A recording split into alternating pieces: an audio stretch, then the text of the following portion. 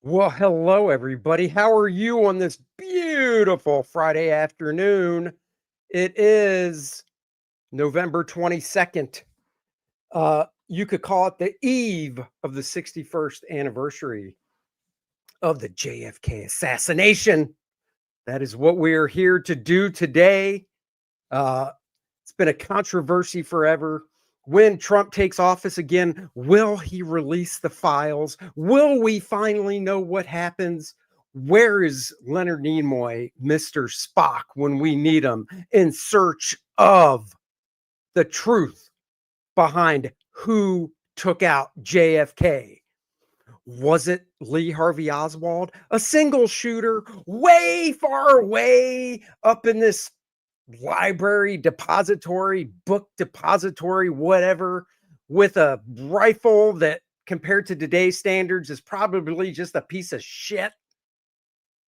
I'm trying to get Billy worked up by jacking on the rifle that he used because I know Billy owns one and he's in the back. I can't wait to bring him in so he can throttle me verbally, that is. Or was it multiple shooters? Was there somebody up high? Was there somebody on the grassy knoll? By the way, the grassy knoll is what I have sometimes referred to as my pubic mound, the grassy knoll. So anyhow, and that was for Dennis, who was shaking his head in the back room. God, I love dropping these little nuggets of wisdom. We will find out. We're still waiting on one of the debaters in this. I guess that's what you would call him. You'll probably be able to guess out of the four names that you saw in the thumbnail who we're waiting on. But I'm sure he'll be here. But until then, I will bring in other guys and we'll chat for a little bit. Oh, look at that. Bingo, you get a no prize. All right. First and foremost, my partner in crime on the DNA show, Dennis Turner. Word, everybody. With the gang signs. That's his partner. Right. Now, don't say what side you're on yet. Okay. His partner in this, Fraga Boom. Hey, a winning team. And then, hey, Andy, hold on. But before we get started, the assassination of former President Kennedy happened on the 22nd of November, which is today, at 12:30 Central Time. Oh, look at that! We're doing it on the 61st anniversary. I swore it was tomorrow. No, it's wow, today. Look at that. No, it's November 22nd. It was 1963, 12:30 p.m. Central Time. What a happy Central Time. What a happy accident that is. Yeah, well, let me get Billy in here. I think when you see his name, you'll know what side he's on. Mr. Tucci. Hello. Look at you. On the Facebook. I'll read this super chat real fast. Tom Tuttle's Traveling Salvation Show. $5. Thank you. Howdy, boys. I'm hung up in court waiting for my hearing to start, or I'd be right there with you today. Spoiler alert. Oswald did it. Wow, I know. Good luck. Let us know what your sentence is, and hopefully you get how do you know? wait. How do you know he's not the lawyer? Oh, he's no yeah, lawyer. I don't know. Andy, why would you? I'm waiting for my hearing to start. I just said good luck to you. Yeah, good. Yeah, do you really think that Tom Tuttle is in court for work? Come on. Dennis and JFK imagined it all in a near-death experience. That tells me you watched our movie review this morning. Congrats. Oh, what a crap movie. What an awesome movie. See, Marcus says Tuttle's a lawyer. Oh, he's a lawyer. Well, good luck on your case, and may your client not get that many years in the clink. May your client not be Lee Harvey Oswald. How do you know? I mean, I don't even know what type of lawyer he is. Right. What if he's not on the defense and he's a prosecutor and you don't want to say good okay. luck? Well, let me cover that base. Yeah. If you're a prosecutor, may you put that some bitch away for good. Oh, man. Even if it's a jaywalker. Yes. That's them jaywalkers. Maybe he's the attorney for the Warren Commission. You think they don't know? I've been cussing because I'm eating my Doritos, yo. Not just Doritos, Cool Ranch. Cool Ranch Doritos. That's Fraga's favorite. They are. We have all we've all reached out to Ethan. So hopefully he'll join us. If not, Billy will be taking on 2 men, but he did that in college all the time in fabric school. So I'm sure it'll click right back to him on how to handle 2 guys at once. Well, how many men were in fabric school with you? 2 more? Not a lot. Okay, so Ethan posted in our JFK show. Are we doing this now at 3 o'clock? I just wrote back, yes. He goes, oh my God, LOL, are we doing this now? So hopefully he'll be popping on, unless he's not at home. Wow. Well, that tells me how much prep work he did for this. Poor Billy. Maybe he did so much prep work that he fell asleep. Well, Billy, I am going to show you how it was Lee Harvey Oswald. I am going to show you in real time as I will partake. Hey, Billy. Yes. I knew you would go there. I knew you'd go there. Thank you. Yeah, I know, but I'm just saying we're ready for that. Yeah, that's right. I mean, we'll give him. Dennis and I will do it. Dennis did. Andy, what about you? Were you able to do it? Do what? The recreation? Yeah. No, I just downloaded it like right before we came on. So, all right. I mean, I will try. Have the JFK version of the Olympic Dream Team sitting on the right side of this screen here. Just saying. Exactly. Thank you. See, now here's my thing. I was telling Dennis earlier that for me, I was an Oswald guy for the longest time.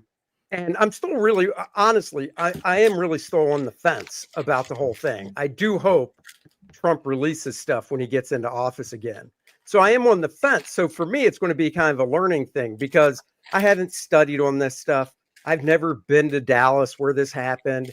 All I've done is see the JFK movie when it came out back in the day, 30 years ago now? That's pretty much as I know besides watching the Zapruder film. Wait a minute. You claim to be the world's biggest Dallas Cowboys fan and you've never been to Dallas? Well, I've been to the airport. That's not even that's in Dallas Fort Worth airport. It's not even in Dallas, it's just Fort Worth. Well, I can't I am, but I don't travel much. I've been to the exact locations. I've walked it. I spent 2 hours there. I was at the Dallas Fantasy Fair. I asked Mark Walters, you know Mark. I asked him to drive me to where it all happened, and I got out of the car and I walked all around. Nice. So you spent a whole 2 hours there. Yeah. Interesting. Okay. Billy makes it. Billy spent the night in the book depository. Hang on, no, I just want to get that 2 hours. And Billy, it's called book depository, not suppository. 2 hours. Interesting. Oh, taking notes. See, here's the fun part. I have a feeling about Tom Tuttle too. I have a feeling to my right, the multiple shooter guys, Dennis and Dan. I know they've talked on the phone. I know they've done homework, and I have a feeling that Ethan and Billy prepared was just showing up. Could be. I did link a YouTube channel, and I did load up JFK Reloaded. Now, there you go. And I am going to assassinate the 35th president of the United States, born 29th of May, 1917, John Fitzgerald Kennedy and wound Governor Connolly. On the 22nd of November, 1963. Interesting. Prove you all wrong. Well, these are all nice. Randy. Nice, Happy 84th birthday to Roy Thomas. Nice numbers. Love it. You know what I'm saying? Those are nice numbers. I should have had Roy Thomas come on and talk about this. Yeah. Is he well versed in this as well? I don't know if he is. I don't know. Oh. He is one of us, though. Oh, did I say that? Oh. Oops. Scratch that. Sorry. It doesn't matter at that age. No, yeah. And you know, it's like the NFL. Like, who was it? Urlacher said, no, we're not afraid anymore. No one's afraid anymore. Oh, did he say that? All the NFL guys coming out for Trump and doing the Trump shuffle and all that stuff. Like, we're not afraid anymore. Like, you know, it's when they learn, you know, all these beta bullies and shit like that, they make us be quiet and we can't say who we voted for, any of this stuff. And I'm like, you know what? Fuck you, man. What are you going to do about it? Hey, I'll tell you what I'm going to do about it. I'm going to talk to you about the world of comic book art. I was going to throw that to you. Look at that. We do have a single mind. Dan, Dan, what is up in the world of comic book art? Yeah, something really amazing happened today. Our friend Rob Liefeld has become a member of the $1 Million Club. In that this piece from New Mutants, by the way, Billy's partner is in the house, Mr. Vane Sciver. Hey, what's up, guys? How you doing? What's happening? Very good, very good. It's a solemn occasion. Solemn occasion. Thank you. This out. They're making light of it, Ethan, and having here we go. Tomfoolery and ballyhoo. Look at the dollar signs on that bad boy. Jeez, $960,000. Nice. Yeah. Good. Liefeld's artwork sold for over $1 million today. Pretty damn crazy. That is amazing. Yep. What other comic art has sold that? Miller, right? Frank Miller? Todd McFarlane. Todd's did? What did Todd? It's the Spider-Man punching the Hulk, 328. Cover of 328. I think that one sold for $1 million. I think. There you go. I could be wrong, but this is up there, man. What kind of lunatic would pay $1 million for that? It's the first appearance of Deadpool. Yeah, even so, that's crazy. This is something you put into a airtight, fireproof safe and have a piece of history. It's already fading, so yeah. Oh yeah. Yeah, it's all marker, right? No, not all of it. Rob used pastiche things to get different effects. Yeah. Good for him. I hope he doesn't own that though, does he? No. Oh, wouldn't that be great? He did. Shit. See, we saw our artwork too soon. Not only that, but I used to just give my shit away, like to colorists and like, hey man, good job on that. Here, have the page. You know what I mean? Like it wasn't a big deal, and now I look back on it and I see like these single pages selling for 5 figures, and you go, man, I was giving away money. Yeah. Ethan Van Sciver gave me the cover to Cyber Frog #1, but I'll never tell him because he forgot that he gave it to me. Is that true? A lot of money. Is that true? Like what I was? Oh my God, you hear this so awkward that you're here. I didn't even know. Billy is known for being a great. No, if I had that, I would give that back to you. I totally. Oh, I know. Okay. I did buy a double page spread from Kingdom Come of Alex Ross's art.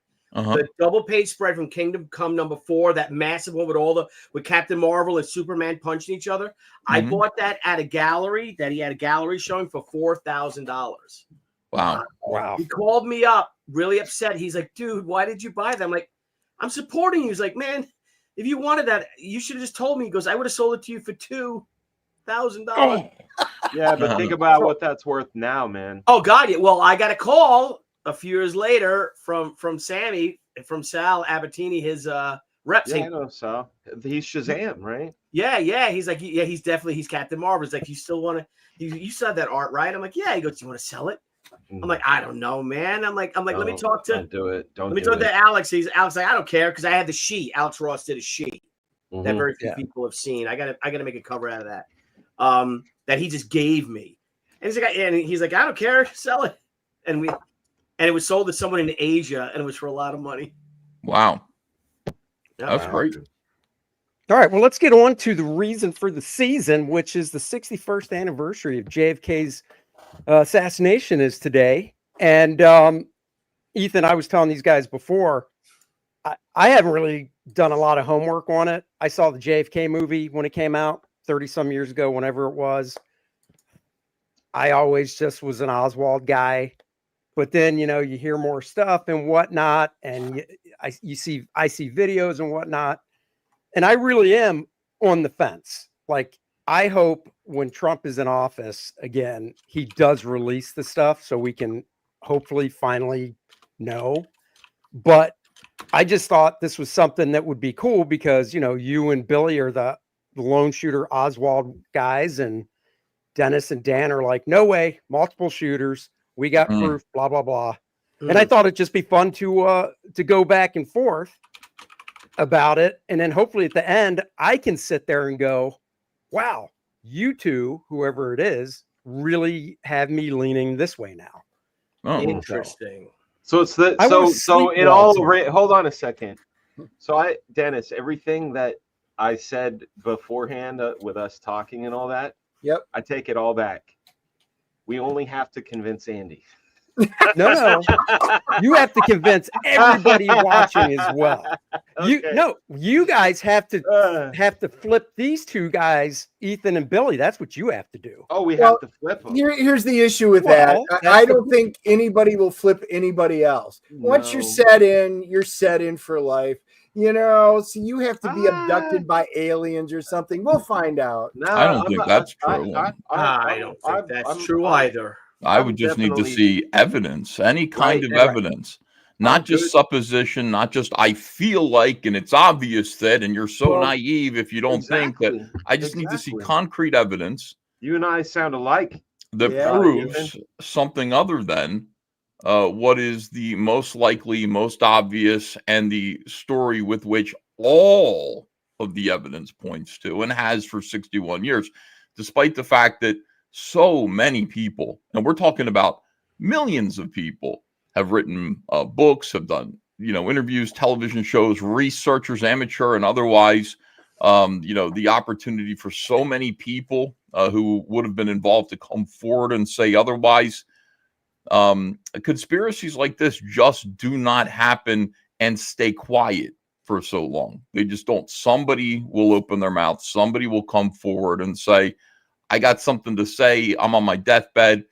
Here's what happened. And it lines up with the other evidence and it makes the whole story kind of turn on its head. And that just hasn't happened. Right. And so, I mean, like for me, anything I'd be happy to change my mind. Conspiracy is way more fun. And it's why I got interested in this case to begin with, because I wanted it to be something spooky and weird, but it turns out, from everything that I've read and everything that I've seen and a lot of diligent research on my part, there has been no proof, none that there's anything else. And I know it's disappointing and all this stuff, but let's go. Well, I'm ready to listen right now. Let's do this then. I think we'll start with, I'm going to flip it and start with Dennis and Dan. I would because they're really not going to have anything to say after we get into it. So you might as well. Well, no, my point, the reason I'm doing that is because as they present stuff, because, we can share screens, do whatever. I mean, if you guys want to jump in and go, well, this or that, obviously feel free to and stuff. Excellent. This is not ABC. I'm not cutting microphones, damn it. We're just going. Right. Well, I think what we should do is explain to people what happened, and this will give us an opportunity to show off evidence. So JFK was assassinated 40 years ago. Well, this time, now. Yeah, way longer than that now. Wow, you bust my balls for mad. Well, I was just reading it, but that was Reagan. Chronology of the killing. So we will be getting into the Zapruder film. Dan's got some really good footage of it, but it does take you through where the president came in when he enters Delaney Plaza. He takes a left turn. And then you can see what the official narrative is, that Lee Harvey Oswald fires 3 shots. The first one ricochets off the tree.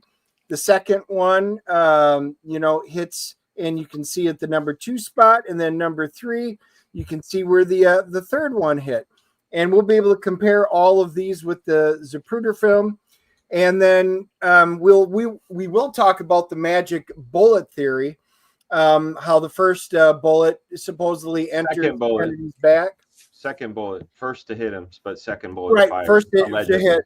And then it enters through Connolly's right shoulder at the 490 meters per second, goes under the rib, and then it passes through Connolly's right wrist, fracturing the bones and lodges in the left thigh after losing 80% of its velocity.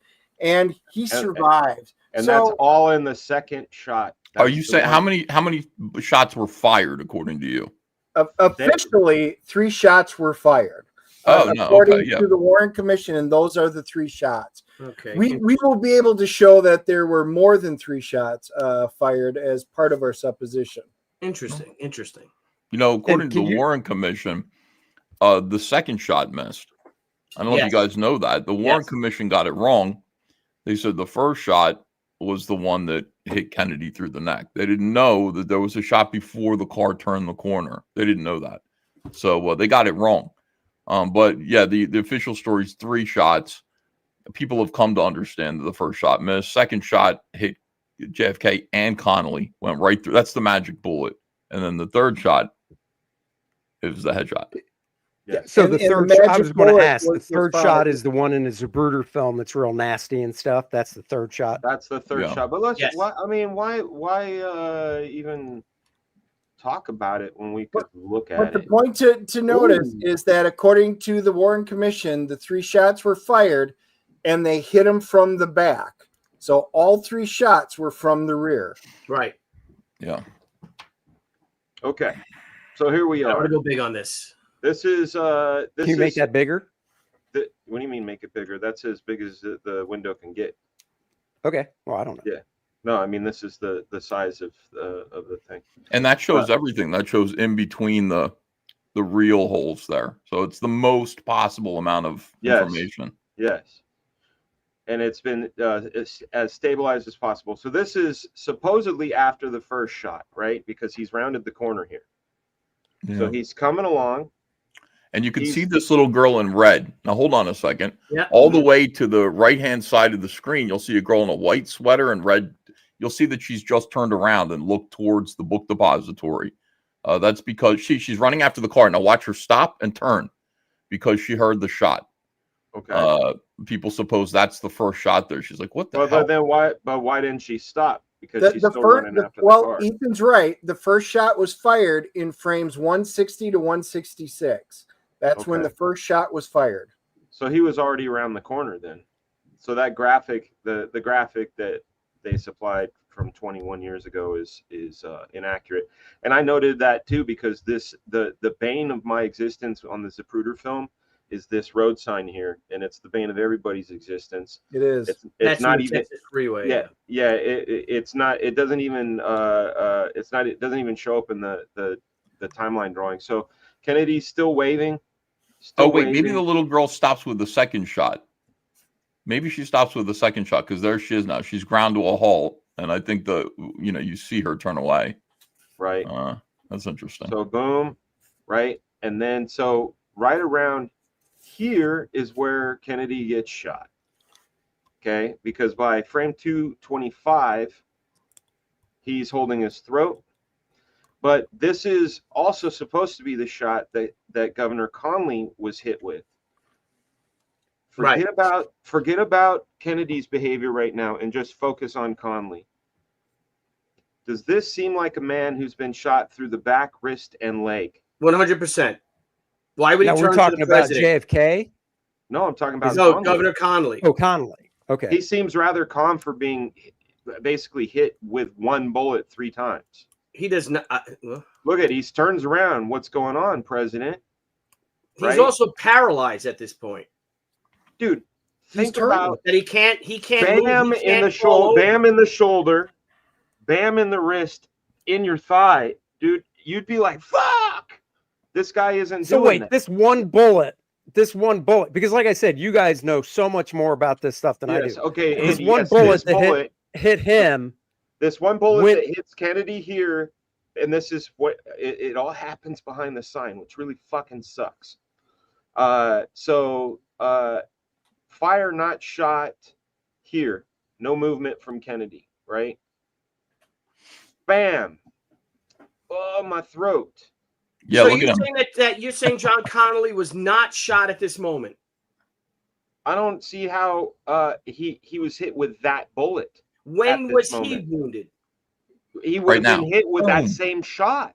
Wait, but you're saying he wasn't, because you're saying he doesn't look like he was shot. He doesn't look like he's been hit by anything. He has not been hit, you're saying. So I don't think the magic bullet, supposedly. Right? And then here, right around 3:12, 3:13, see Conley falls back right there. Yeah, his wife pulls him down. Boom. There you go. That's juicy right there. Now right look there. at where it hit.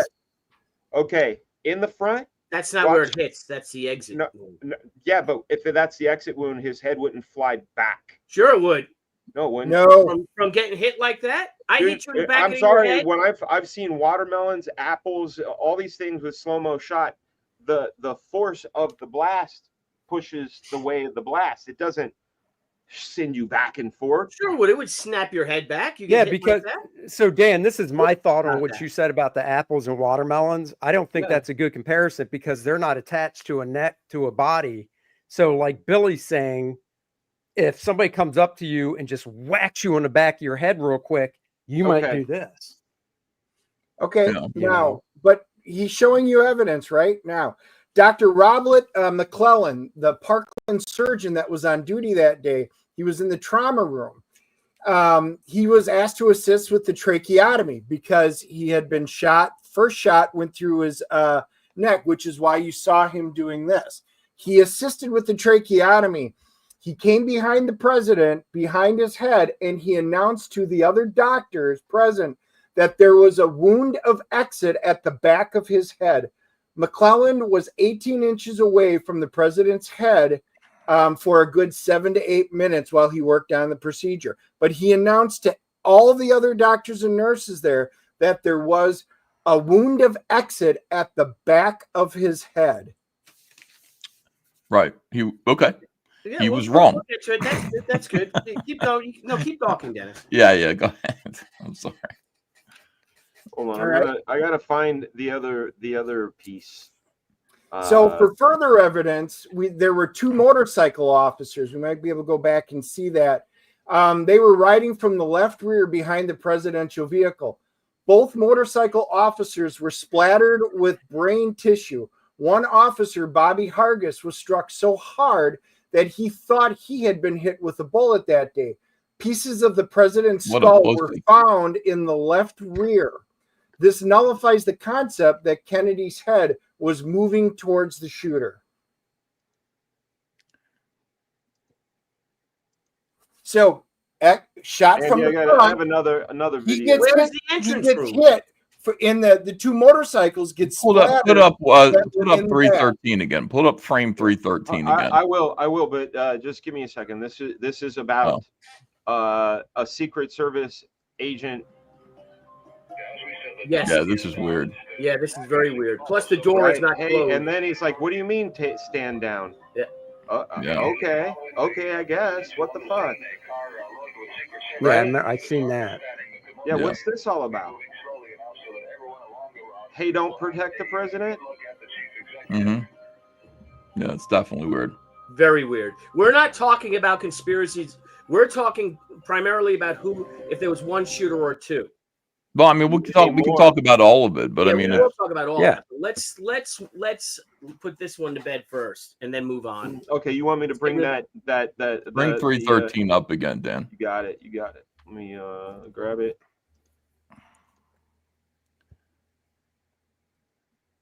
Move this window real quick. Oh, that poor woman. I know. Oh, dude, was he not? While you're doing that, was he not dead when he got to the hospital? Oh, he was dead. He was almost dead. Yeah. So they tried it because when I hear about like the tracheotomy and stuff, I'm like, the dude got most of his head blown off. What? Yeah, right there. I mean, just okay.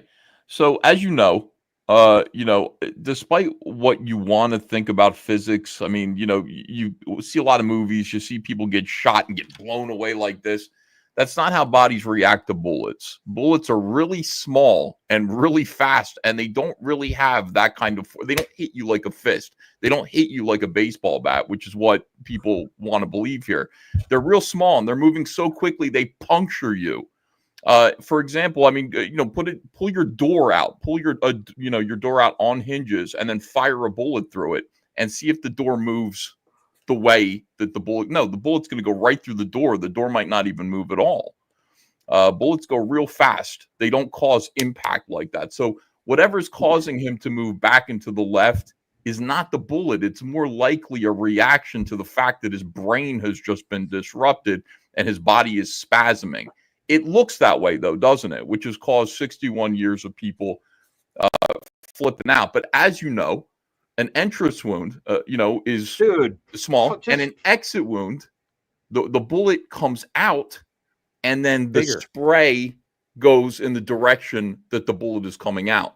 So right there, you can just see from the fact that the spray is coming from the front of his head that the bullet came from behind. Right. The bullet went into the back of his head and then disrupted his skull towards the front, so that you can see. Now it looks like, oh, boom, but that's not. You have to explain the fact that the wound, all of the crap is coming out of right here. Right here is where all the crap. Right, yeah, and because it was not a dead center headshot. No, it hit him like off to the side. It blew his ear off. It was like a half inch away from missing him, actually. Oh God! Just like the horror right here. Yeah, she tried to put his head together.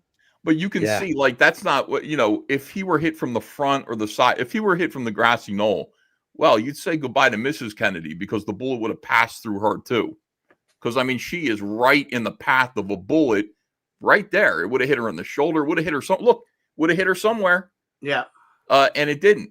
She didn't get hit. Next to him. She wasn't in front of him. She was the bullet would have gone into the car. The bullet would have been somewhere. There is no other evidence of another bullet. There just isn't. Or the debris would have been, you know, the debris went all over the back of the car as the car was moving. It was in the air, and then, so it hit the people behind them. Right. But you can see from that, there's no argument. You can see right there which way the bullet was going, just from the fact that the debris is going out the front of his head. It was coming from behind, clearly.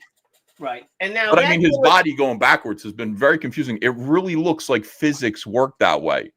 That you get hit with a bullet and you go like a Jean-Claude Van Damme kind of thing. But that's just not how bullets work. Right. You ever see somebody get shot? In actuality, it's like their strings get cut. They're a marionette and they just fall. You know, you don't react like, you know, to the force and impact of a bullet. Your body closes down, which is what happened at Kennedy there. Yeah. Vicious shot to the frontal lobe of his brain. I mean, just destroyed his brain. Right. So it's interesting to see, like, you get to see what it actually looks like, what happens when somebody gets shot in the head, and their body behaves in a weird way. But it's not like getting hit with a fist, you know. So they recovered this pristine bullet, and that's what the Warren Commission had done all their tests at. Yeah. So one of the things that'll put a wrinkle into your theory was in 2023, Secret Service agent Mr. Landis, who was 28 at the time, he was the one that was detailed to Jackie Kennedy on that day that was there. He witnessed the president's death at close range. He says in his new memoir, he had spotted a bullet lodged in Kennedy's car behind where the president had been sitting. He took the bullet from the car after Kennedy was shot and then left it for the former president's on the former president's stretcher at the hospital. He picked it up and pocketed him in the skull. No, that's pieces, fragments of that one everywhere, including into the windshield from the front of the car, from inside the car. That bullet fragmented into pieces. There are pieces of it that were still in his head. But I mean, people say the windshield of the car cracked. Yeah, that was a piece of the bullet from his head wound. It broke. Yeah, right here. Watch the windshield right there. Can you see it like break? No, that's the first shot that hit Connolly. That's not the bullet. No, but look at this. Is already hit. This is already hit. I don't think so. Him in the neck, right? Oh, he's been hit. The president. Yeah, but look at Connolly. So is Connolly. Yeah, Connolly's definitely hit. He's like, ah. He's like, what the hell was that? Jack. Yeah, he's turning around to see. His testimony was, I was hit, and I turned around to see, you know, what was coming. I knew we were being shot. And Nelly pulled him down, like, and you know, he wasn't. He didn't fall down because, you know, he was hurt. Here's another thing: is that the right side of his head, as Ethan had said, when he was hit. Now that bullet, this is a typical U.S. hunting round. Okay, right. This is a 30-06 bullet. Okay, this bullet right here is a German World War II bullet. Okay, this one. This bullet right here is a 7mm. This is a 7.6 millimeter bullet. That Carcano bullet, I have it written down right here, was a 6.5 millimeter bullet. So it's a lot smaller than these. It's smaller. Okay. And it also was a full metal jacketed bullet, which means that it's like this. It's metal. There's no lead. It's got a copper outline. So when you see that bullet, the one that went through all the soft tissue and the partial bone matter of the magic bullet, that it's slightly bent, but you see it's a jacketed bullet. It's not a lead bullet. Okay, lead blows up. When lead will, it's a copper jacketed bullet with lead inside, right? So if it hits skull, it's going to fragment and shatter. If it goes through soft tissue and then hits some sort of bone like a wrist and then can go into flesh, it's not going to be.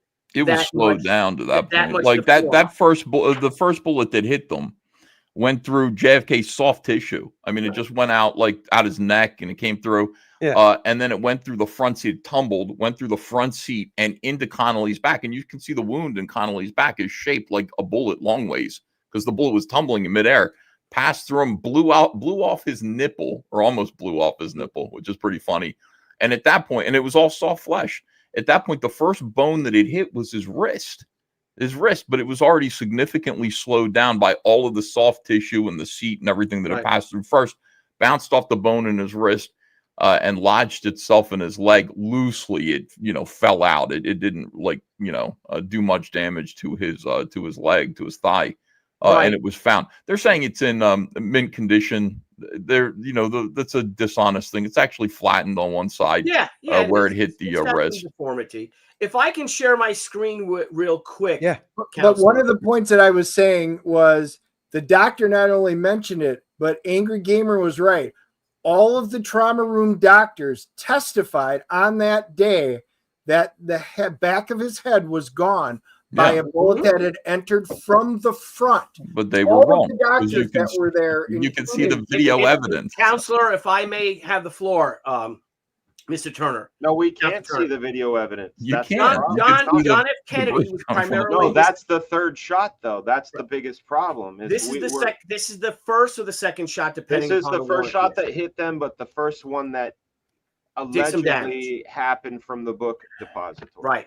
Now, John Kennedy did not move his head. I'll go over here. Can you see my mouse? Is my mouse working or no? No. No, it's not. Dang it. No, all right. I don't see it. John Kennedy was still sitting in the same position right here. When the third follow-up shot hit him, basically above his right ear, okay, into his skull. Had that bullet hit him from the front, you see this trajectory right here. So look at this right side. Look at the line below the red line. This is a different shot. Look at part of JFK's head below the right line. Nobody's contesting this shot coming from the back. Listen, that's the part that was destroyed of John Kennedy's head. Okay, let's say that, of his skull. Had the bullet come from the grassy knoll or another shooter that where they think he was, that bullet would have came from the southeast. Yeah.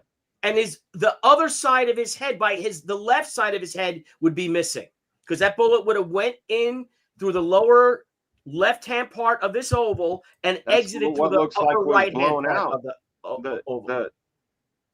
It would have. Well, yeah, like I found an autopsy photo that I don't think I can show because it's really gross.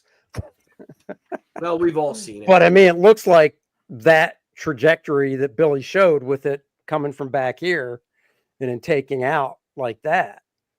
Yeah, So, I mean, it would be hard to tell because like this whole portion of his skull was missing. It's not like there was it was all gone right here. So I mean, a doctor looking at it could say it could be from the back, it could be the front. I don't know. It was just the side of his head was gone. Yeah, and also another thing is the way the bullet hit him from this side. Again, it was not centered on his skull. It was more to the right, which took off this whole chunk of his head. And you'll see the thing flap this way. You see his skin flaps, his skull flaps like this.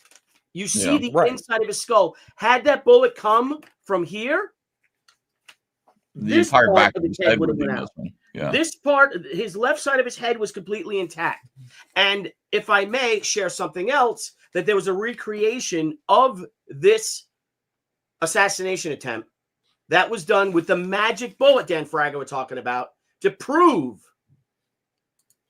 once and for all and incontestably, thank you, that Lee Harvey Oswald was the lone shooter. And we mustn't let him get away with it. We mustn't let that dirty communist off the hook. We must not let him get away with it. We must persecute him. That's right. We must let the world know. I'm tired of these commie sympathizers. And that reminds me. So here's the thing. I know you spent 2 hours there, Dennis, and that's real cute. That was me. That was me. That was me, Billy. Oh, I'm sorry, Dan Fraga. That's even Mr. cuter. Factoid. Dan, Tom Tuttle, Ethan Van Sciver, our good buddy Mike CG, and of course Dennis Oakley, spent a lot more time there, right? So much so that Tom Tuttle actually got thrown out. I thought they don't allow nude sunbathing downtown. But for drinking a Four Loko in the depository building, and as he was walking out, he's like, "This is by far the least."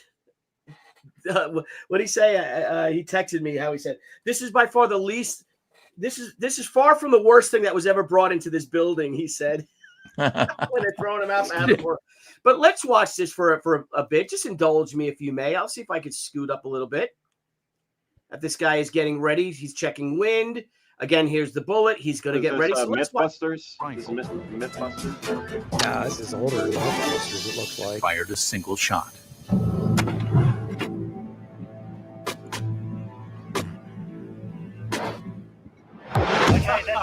That's a single bolt action gun, though. I'm happy with that side picture. Isn't it a single? Where's the projectile? Yeah, bolt action. You can fire up. Projectile then? Quick. It's definitely exited. The bullet passed through both torsos and the wrist block, but there is no sign of it in the gelatin thigh. Where has it gone? You can review the video if you like. At 3,000 frames per second, our high-speed camera can capture the path of the bullet. It struck Kennedy in the neck, streaking through to Conley, then clearly exited and moved through the wrist block. Leaving the wrist, it only had enough energy to bounce on the thigh block and tumble off into the brush. Amazingly, Alex has replicated the magic bullet shot. It went directly behind to the right. The team begins to search for our magic bullet, while Alex and Wes compare the wounds to the historical record. Were we roughly on the right spot there? Absolutely. The actual shot was just a little bit further to the right, underneath his armpit, a keyhole, perfect keyhole, through his back. But still, it managed roughly to go in the correct area of Connolly, come out about right nipple height, went through the equivalent of the forearm, gone down with... Oh, very good. In mint condition. All right, well, there it is. And it is somewhat deformed. It's not what I'd call pristine in the least. Why is our bullet more deformed than the magic bullet? And why was our bullet unable to penetrate Connolly's thigh? To answer these questions, Wesley Fisk takes the anatomical torso of Governor Connolly to the radiology department of the Royal Adelaide Hospital. Radiologist Sarah Brookman has agreed to perform a CAT scan on the torso. Go through the body a little bit and have a look. Okay. This beard track, there's some air there. Now that looks very interesting. So we've got rib fragments there, haven't we? Yeah. Sarah converts this CAT scan into a three-dimensional image. Now the rib fracture can be seen distinctly. Well, we've actually got two ribs. The bullet broke two ribs. It must have turned and struck them sideways. When Wes looks at an X-ray of the wrist block, the forensic picture becomes clear. Well, we don't think that the bullet had enough velocity at that stage to actually push any bone fragments actually out of the block. After hitting two ribs, the bullet was now moving too slowly to shatter the wrist bone. And when it deflected down to the thigh, it failed to penetrate the skin. The fact that it hit two ribs also explains why our bullet was more damaged than Oswald's, which only hit one.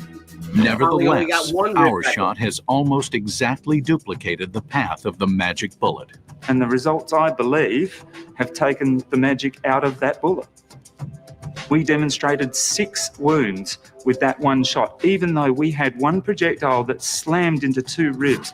I'm absolutely certain that if we hadn't lost that velocity, that the bullet would have continued on its path and embedded in the thigh block. Interesting. Yeah. Very interesting. Let me grab this super chat real fast. MD Halton, $5. Thanks. Andy, I emailed you a link to a 4-minute video that is a refresher of the official story, complete with links to every declarative statement it makes, which I do have, and it's 4 minutes. I mean, we can watch it. Yeah, I'm down. You guys want? Yeah, I'm down. Yeah. Yeah. Let me. No, I have to say. Go ahead. Everything about this lone shooter. Okay, first off, that first shot where he misses and it hits a tree and bounces off. That is indicative of a sharpshooter? That's number one. Number two, the magic bullet. It's amazing. That's sharpshooter level. Number three, as fast as it came behind number 2, is sharpshooter level. And they're all saying it happened at the book depository, but there's no proof. Yeah, there is. The bullets were there. The 3 casings were there. But Dan, people go, wow, how did he do that? He missed all 3 shots. He was aiming for dead center, the back of the head. He missed all 3 fucking shots. So he was precisely as not so good as people say that he was. The fact that one was a kill shot. I know we're not allowed to have rifles on here, but you can fire, click, clack, fire, click, clack, fire, click, clack, fire. Another thing is, Lee Harvey Oswald was on the 6th floor of the Texas School Book Depository building, which means he was roughly 60 to 70. How do you know he was? His nest was found there. The 3 casings were there. The rifle was there without fingerprints. There was witness there. He witnesses saw him go up there, and he said he was doing some work, and then he pulled the elevator up and then turned the elevator off so nobody could come up and interrupt him. There's more than enough evidence to prove. That's all circumstantial, though. That doesn't. Well, I mean, yeah, you could, I guess. Well, then you could say that. Yeah, you could say that. But you're asking for evidence. That's the evidence. The official congressional investigation found that Oswald's. This is the official one. Probably what Andy will play. First shot missed. Second shot hit Kennedy. Third one killed him. These findings were based on the testimony of the noted University of California Irvine chemist, Dr. Vincent C. Gwynn. He claimed that each of the individual bullets were chemically unique. By looking at the fragments of the bullets, they were recovered from Kennedy's body and from the Texas Governor Connally, who was also shot that day and survived. Gwynn determined that there were only two bullets fired by Oswald that struck Kennedy and Connally. Now, they set up a test since then where they now analyzed 30 bullets and found that all but one matched at least one of the other bullets in the batch. The one that didn't match any of the others we tested did actually match the fragments from the Kennedy's head. This meant that Gwynn was incorrect. Individual bullets did not have uniquely identifiable chemical components. In fact, the number of bullets involved could be as few as 2, as Gwynn claimed, or as many as 5. Given the congressional conclusion that there had been 4 shots, it remains possible that Oswald was not only the shooter who hit the president, and Oswald might not have even fired the fatal shot. Well, I don't understand. Like, I mean, if you really think about it, somebody fired the shots, right? So we know of 3 shots. We can account for 3 bullets. Okay. Those 3 bullet casings are on the 6th floor with Oswald's rifle. His palm print was on the rifle. Oswald was seen. Yes, it was. Oswald was seen fleeing the scene of the crime. And he acted like he was on the run. He shot a police officer, killed a police officer who stopped him from questioning, and then assaulted more police officers. And I just got to ask you, why is it so important to you to prove that Oswald, of all people, didn't do it? Because he said he didn't do it? I mean, he acted like somebody who did it. All the evidence points to him doing it. And it's not as though Oswald is anybody of importance. He is the exact type of piece of shit who probably would have done this. He had the motive, the means, the opportunity. All the evidence points to him. And he was fleeing like somebody who was guilty. So why not him? What I mean, that's the easy one. It's always the lone gunman. But there's too many other things involved that don't make sense to point to that it was just a single lone gunman. That's why, was he part of it? Was he the patsy? Maybe, but there was others involved. Where? Others involved with it. There's no evidence of anybody else. None. So you're talking about fingerprints. They had fingerprints on a gun that was found up there. They found fingerprints on a couple of the crates because in order to shoot, he had moved all the crates and stuff up there. But not all the crates had fingerprints. They had some palm prints and stuff. Well, so there's a lot of inconclusive evidence sitting up there. They also, Reiner's team, he's a Dick Russell. He was the author of On the Trail of the JFK Assassination. They went through and had gone through everything. Reiner's team concluded that there were at least 4 shooters waiting for Kennedy, JFK, as he rode into Laney Plaza and into a crossfire, which was impossible to come out alive.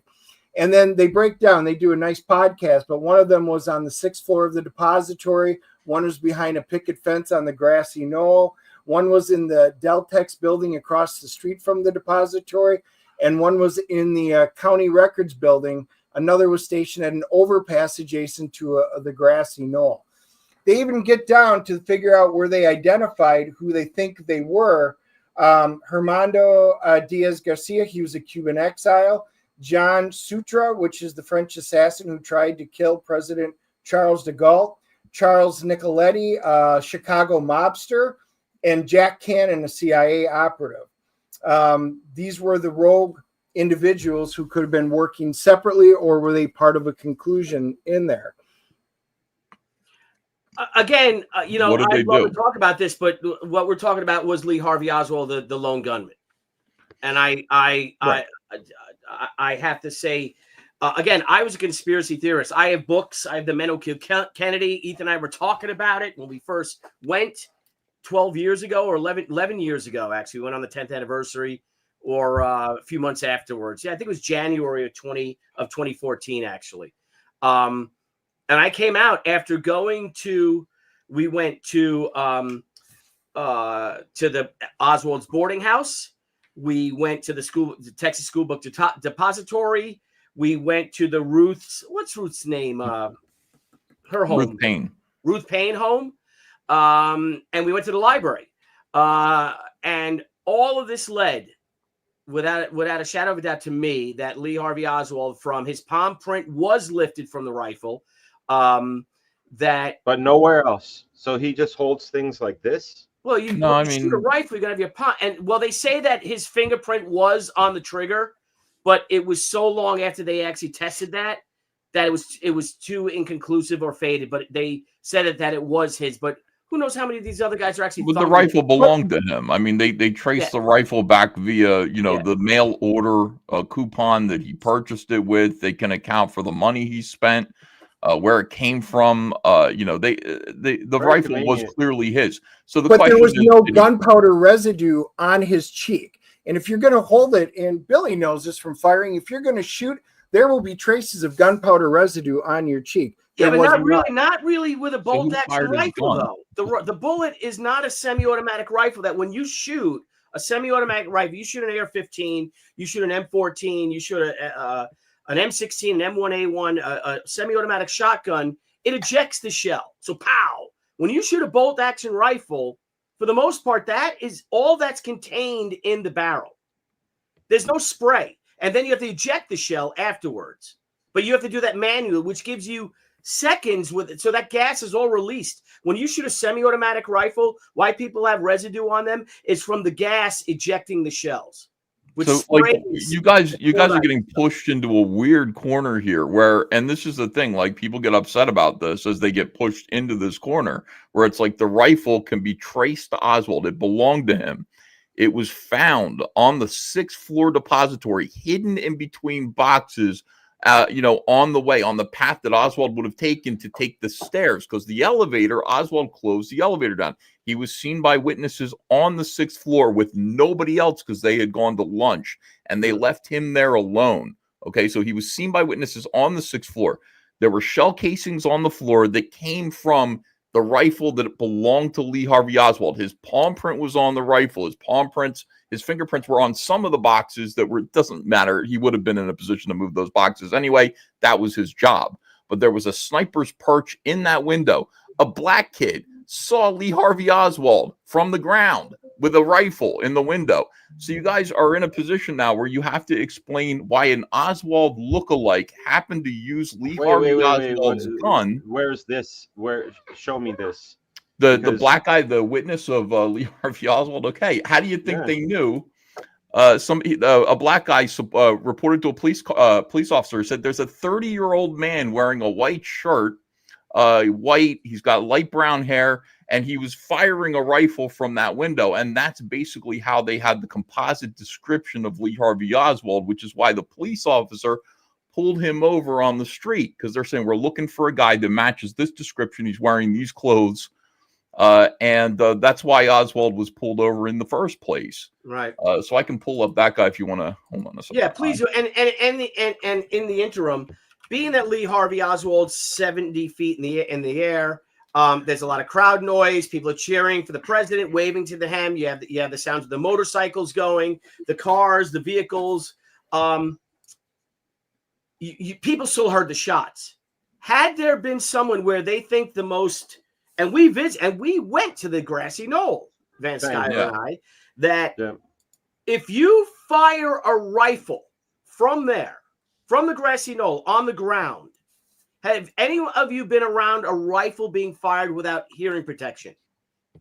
Yes. It's like lightning, like thunder. It is you think thunder is loud?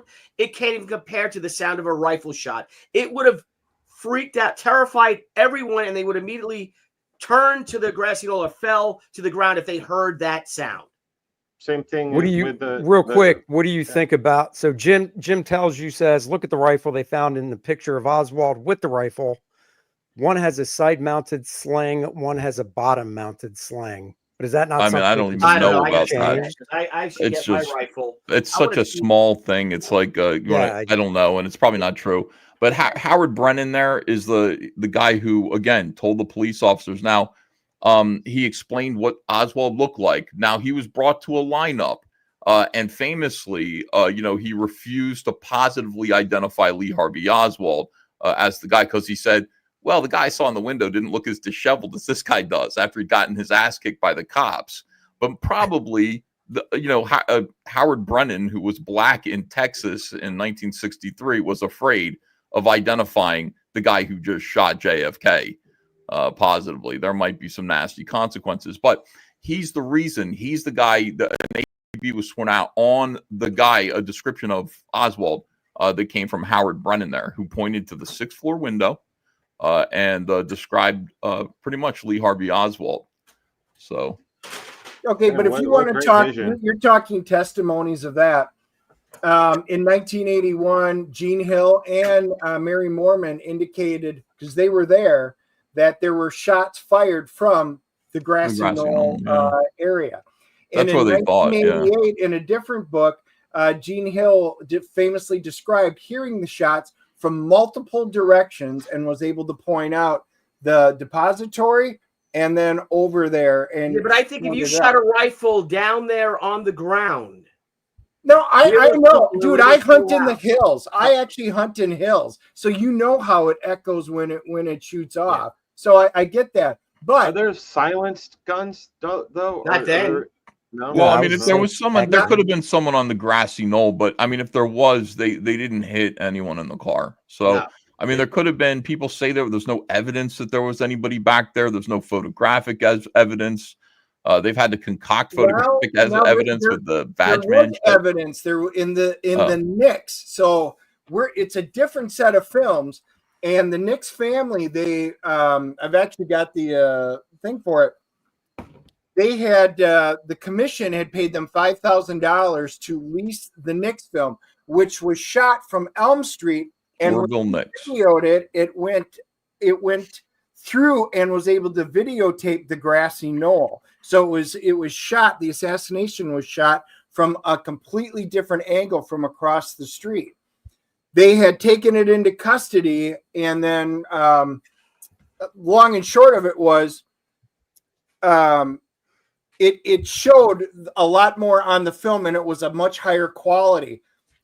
The rights to that they did went passed down to the children, and they never did get it back. The film has never turned up again. It basically got wiped clean, destroyed. So all that remains of it, which is what you actually saw in the JFK movie, was the imperfect copies from it. But it actually did show stuff in the grassy knoll.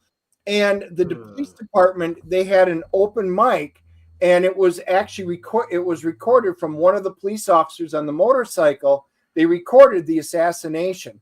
In 1978, yes. The House Select Committee commissioned that study, and they analyzed the recording made by the police officer radio during the assassination. Right. There were only 3 shots. 4 shots fired, according to that. Yep. I thought it was only 3 shots fired.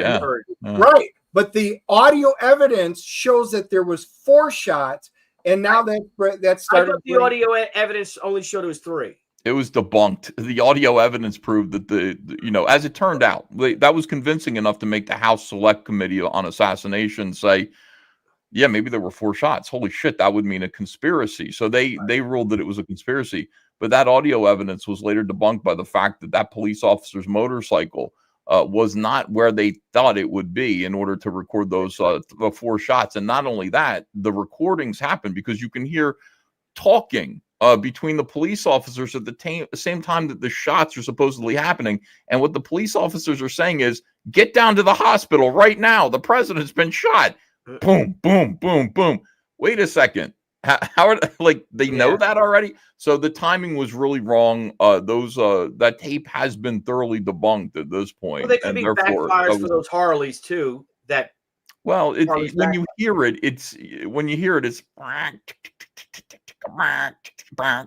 doesn't sound anything like gunfire. The tape is really shit. If I can go back and say that, so if you see, this is primarily the same type of rifle that Lee Harvey Oswald had. That he used. This is a Carcano 6.5. God bless you. You bought one? Yeah, I have. You're the man, dude. Fuck yeah, dude. Oh, that's sweet. So if you look, you'll see there is a side sling. Right? Sling. There's a thing. So, but you're saying that there's photos of him with it, with the rifle with the sling on the side and what on the bottom? Yeah, that's what he said. Yeah. Well, can I go big? Can you make me big for a second? No, I can make you big. People could see that. You are big, Billy. So if he has that sling on the side, well, guess what? All Carcanos have 2 slings. Oh, snap. So because this rifle was a cavalry rifle. So they have slings for, like, say, the infantry here. Sure. Or sling mounts here for the cavalrymen to hold it on their backs when they're riding their horses. Yeah. That's a fake gun, by the way, for YouTube. That is a That's fake right. gun. That is a replica gun. It's a replica model. It's a replica model. It's not real. No, it's not real. No, it's an airsoft. Not at all. No. Let's see this. I want to see the 4-minute movie. Yeah, let's check that out. Thing here. Should be. Let me make sure the sound's on. Oh, I like this music. Yeah, me too. We should be smoking like cigars. Yes, exactly. I think I'll have a Miller Lite. Lee Harvey Oswald was your typical America-hating communist from Louisiana, and like every risky-living pinko from the South, he grew up watching American spy dramas, volunteered for a civilian air patrol run by a CIA contract agent, and joined the U.S. Marines. Nicknamed Oswaldsky for his tendency to speak Russian and spout pro-Soviet propaganda, he was given special training and assigned to one of the most sensitive facilities in the world, running the radar for the U-2 spying on the Ruskies and the Chi-Coms. After contracting gonorrhea in the line of duty, Oswald was tested for Russian proficiency before being honorably discharged to take care of his mother, who wasn't ill, and flew to Europe using money he didn't have on planes that didn't exist to arrive at Helsinki, where he stayed at the most luxurious hotel in town before waltzing into the Soviet Union at the height of the Cold War. While there, he kept a detailed log of Soviet facilities, made notes about microdots, and carried a CIA standard-issue Minox camera before getting bored and returning to the United States on a military jet using money loaned to him from the U.S. Embassy. After waltzing back into the United States after supposedly defecting to the enemy at the height of the Cold War, he settled back in New Orleans, where he appeared in radio and TV interviews, got into fistfights on the street, and handed out leaflets from a pro-Castro Cuban group sharing office space with an ex-FBI agent involved in government-sponsored anti-Castro Cuban groups. Moving to Texas and befriending a millionaire Russian oil man who helped to get him a job at the Texas Schoolbook Depository, Oswald made sure to let his murderous intent be known by attempting to assassinate a right-wing general in the area, thus potentially jeopardizing any plot to kill the president, and sent vanity photos of himself posing with his rifle to his close friends. On the morning of November 22, 1963, Lee Harvey Oswald went to work in the Schoolbook Depository where the president just happened to be driving by. After somehow getting the Secret Service to stand down before entering Dealey Plaza, Oswald set up a makeshift sniper's nest and got off 3 shots in 6 seconds, leaving 4 bullets without leaving any nitrate on his cheek, a feat that has never been duplicated, including 1 bullet that managed to cause 7 entry-exit wounds, a feat that has never been duplicated, penetrating 15 inches of tissue, 4 inches of rib, and a radius bone, to come out in almost perfect condition on a stretcher in the hospital while no one was looking, a feat that has never been duplicated. He then ran downstairs and got himself a Coke from the vending machine within seconds of the assassination before heading home, grabbing his things, walking down the street, shooting a police officer, ducking into a movie theater, and waiting to be arrested. After jumping up and pulling his gun on the police officers who swarmed the theater, he was led out the front door, or the back, and taken into police custody. While there, he is not charged with the murder of the president. Did you kill the president? No, I've not been charged with that. In fact, nobody has said that to me yet. And like any self-respecting America-hating communist grandstander who had just killed the president of the United States in a pinko rage, denied he had anything to do with it. I'm just a patsy. Before being transferred to county jail, he was shot on live TV by a 2-bit Union Mafia stooge, supposedly torn by grief at the death of the president, whose brother he personally hated, later claiming that it was part of a conspiracy the world will never know. The world will never know the true facts. Luckily, the crusading journalist of the unbiased media told the public the straight truth about what happened. His head could be seen to move violently forward. Hoover wrote a memo that weekend demanding that the public be convinced that Lee Harvey Oswald was the lone assassin. LBJ appointed a commission telling Commissioner Warren that he had to find that Lee Harvey Oswald was the lone assassin, and, as luck would have it, that commission concluded, "Now, what about the doctor at Parkland Hospital who reportedly said the president was wounded in the front? Actually, the doctor told the commission, and a newspaper report agrees. He said only that the bullet could have entered from the front. But because of the president's condition and their desperate haste, the doctors never turned him over, never saw the similar wound where the bullet actually entered from the back." This is the story of the JFK assassination, as brought to you by the truth tellers in government. Those weapons of mass destruction got to be somewhere. And the media. And if you have any questions about it, you are a woo-woo, grassy knoll, tinfoil, lizard-fearing America hater. If you love Jesus, sunshine, ponies, monster trucks, miniskirts, and the American flag, you will never ask any questions about any part of this story to anyone. Ever. Well, all right then. That's just so dishonest. I mean, listen, the story's pretty weird. It is true. Lee Harvey Oswald was a weird guy, but that story there stretches out his life and career from high school until he assassinated John F. Kennedy, and makes it seem like he was purposely created to kill John F. Kennedy in the 1950s, which is when he was overseas in Russia. He was not he was not a tool of. Now it's possible, it's quite possible that the CIA was aware of Lee Harvey Oswald. It is possible that they contacted him and instructed him to do this, but there is no evidence of it. It seems like it could be a thing, but there's just no evidence. Why would he deny it like that? What's that? Why would he deny it? You know what I'm saying? Like, deny what? That he did it? Yeah. Because he wanted to go to trial. He just said, I'm a patsy. He was having fun. The dude was like into spy novels and shit. He changed his name. He had a weird secret ID. He was fucking with the police. And ultimately, his plan was to read into the record his communist manifesto of Marxism on the stand. That's what he wanted to happen. Unfortunately, Jack Ruby didn't allow that to happen. It would have been more interesting had he done that. Yes. Well, and then Jack Ruby went to prison, and while he was in there, he came out and he goes, and you heard part of it in the clip where he said, if that's what you think happened, there's a lot more to the story. And he said, quote unquote, get me out of Dallas and I will tell you everything. Get me to Washington, because he knew there was a lot more, because he was involved.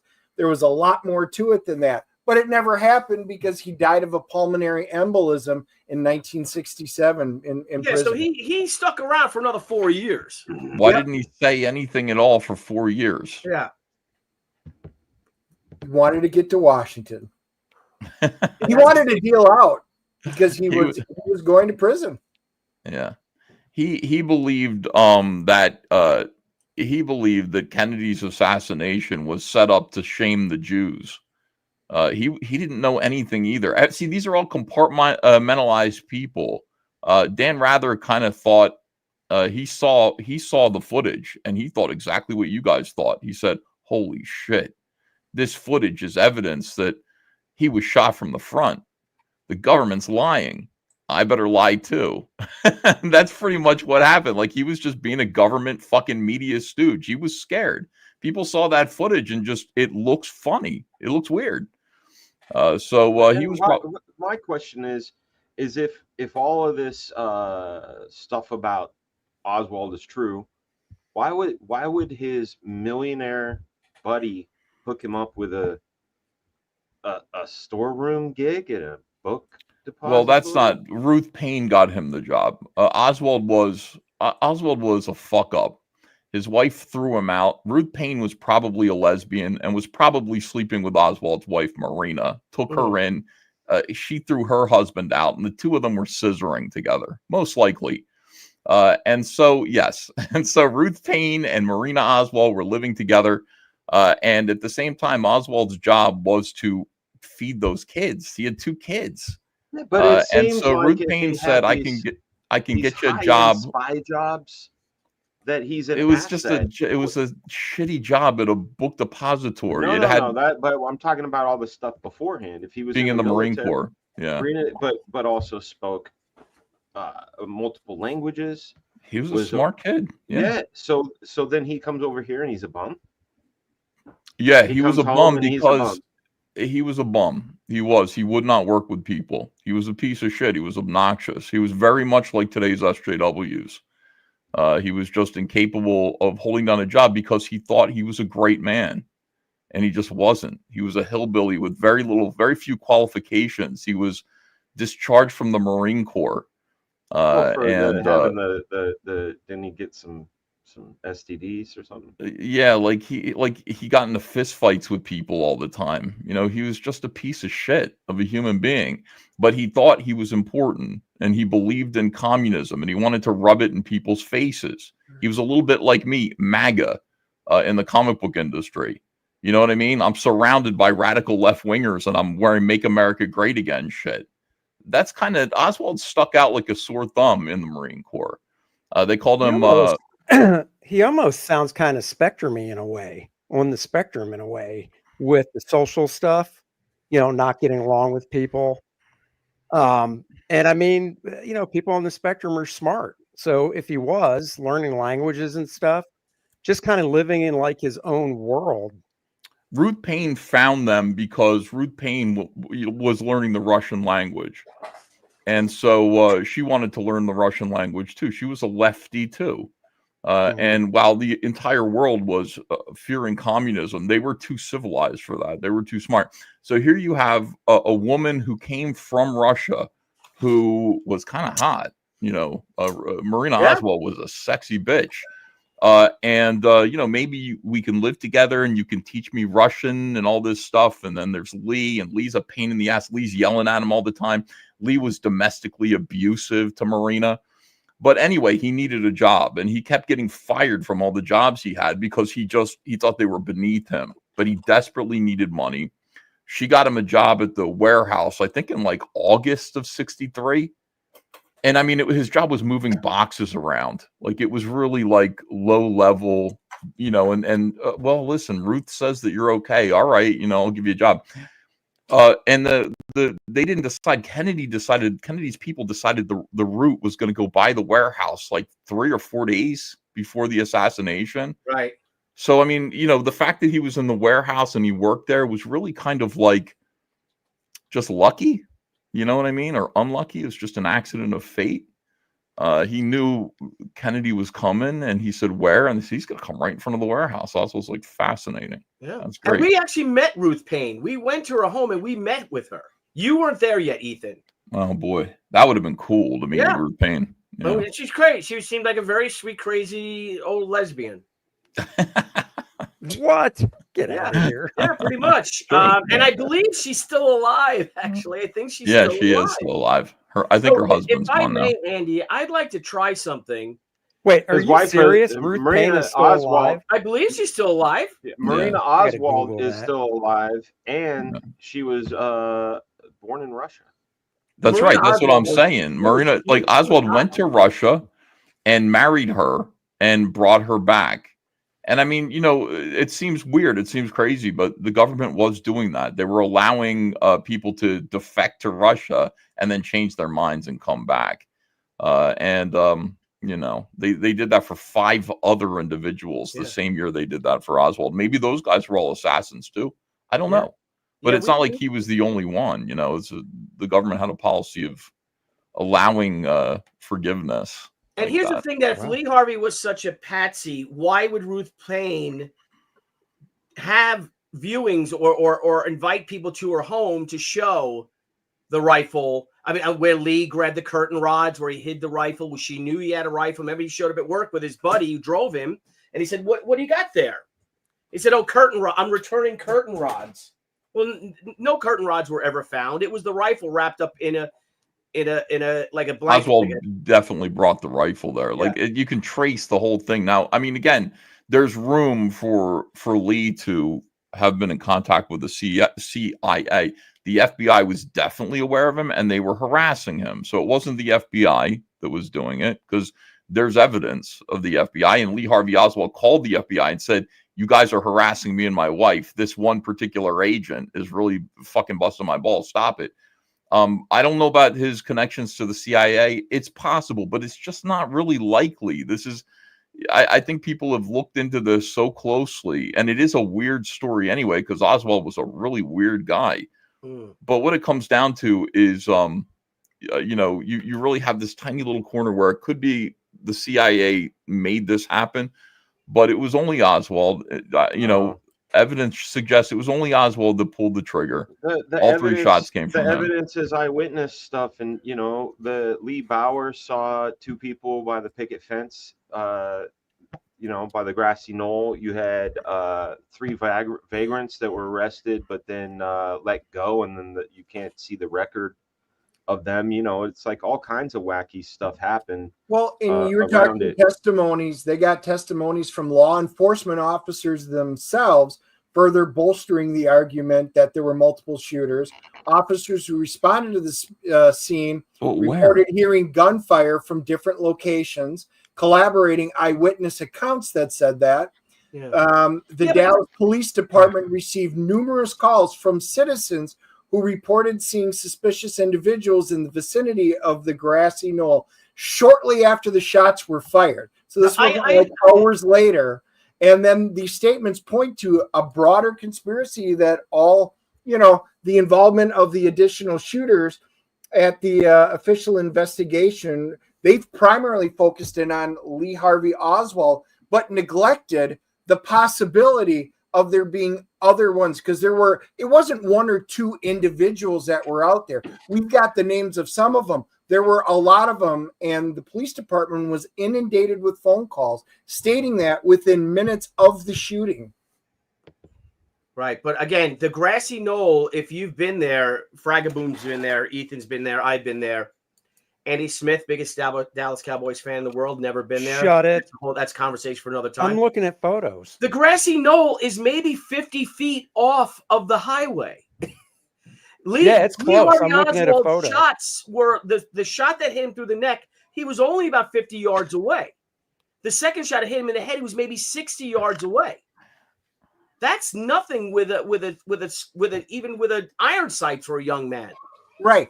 But there was also, again, past the grassy knoll over by the picket fence, there was witnesses that saw puffs of white smoke that came up over there. They also heard shots, and the Knicks film, which is why I can always pull that up, that was actually a video of that white picket fence in the grassy knoll when it went in there, and it's gone. I mean, the original one was a high resolution quality one.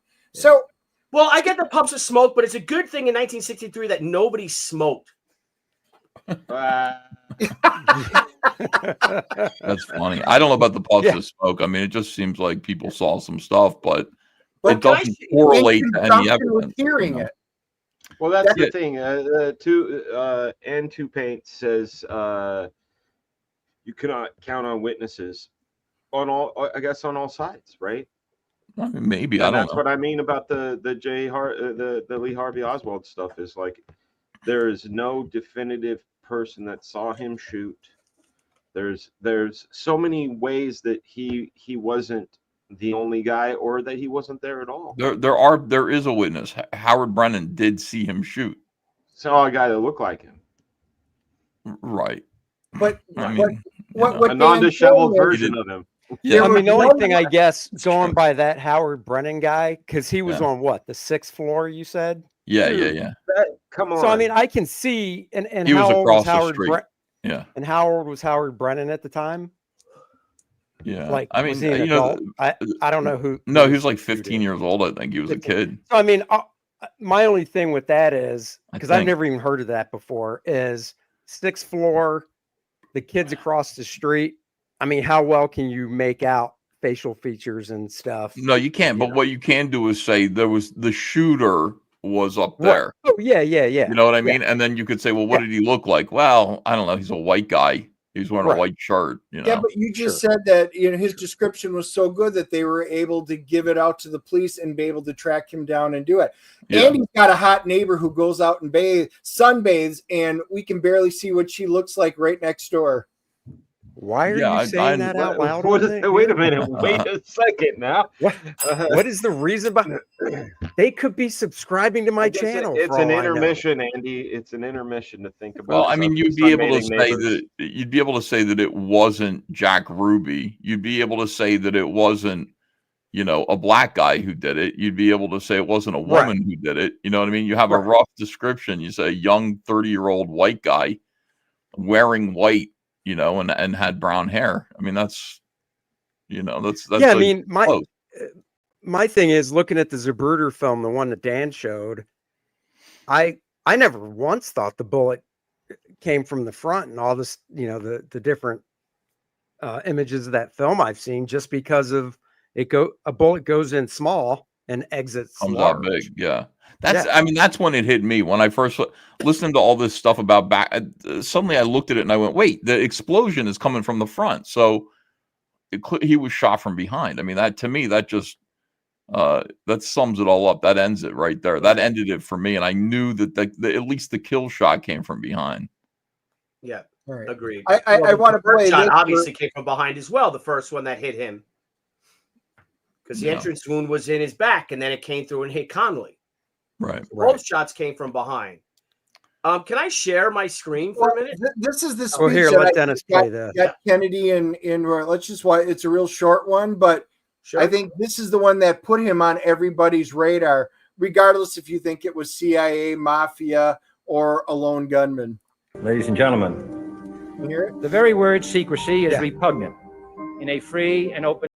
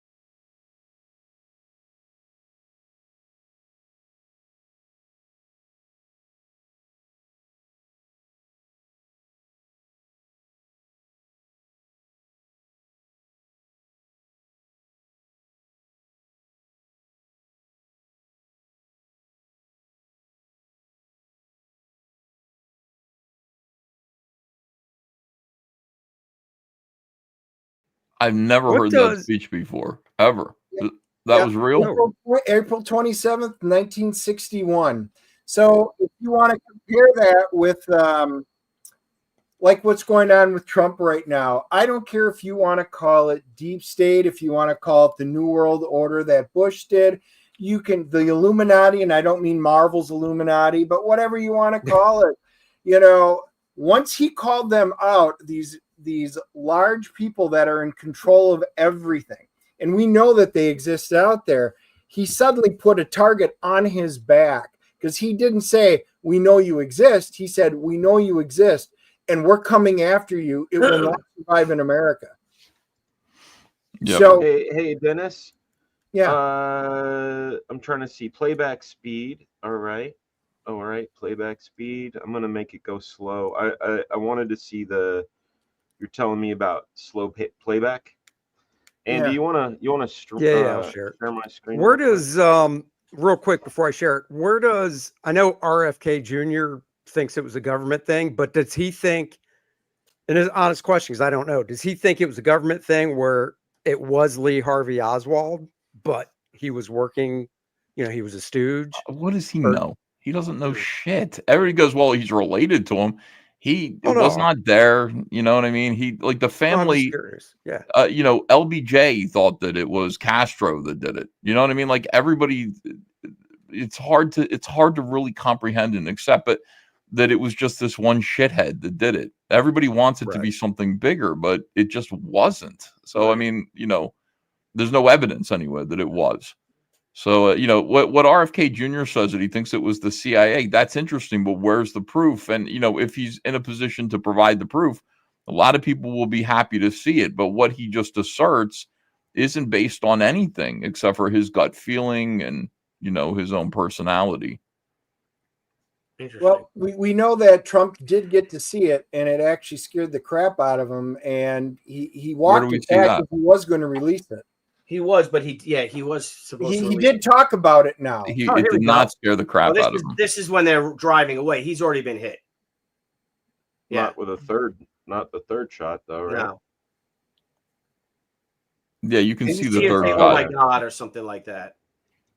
So they don't. The next film doesn't have before. Look, here you can see Kennedy's head go back into. You can see the back into the left in the next film. But it's not, it's, you know, there's nothing there. Yeah.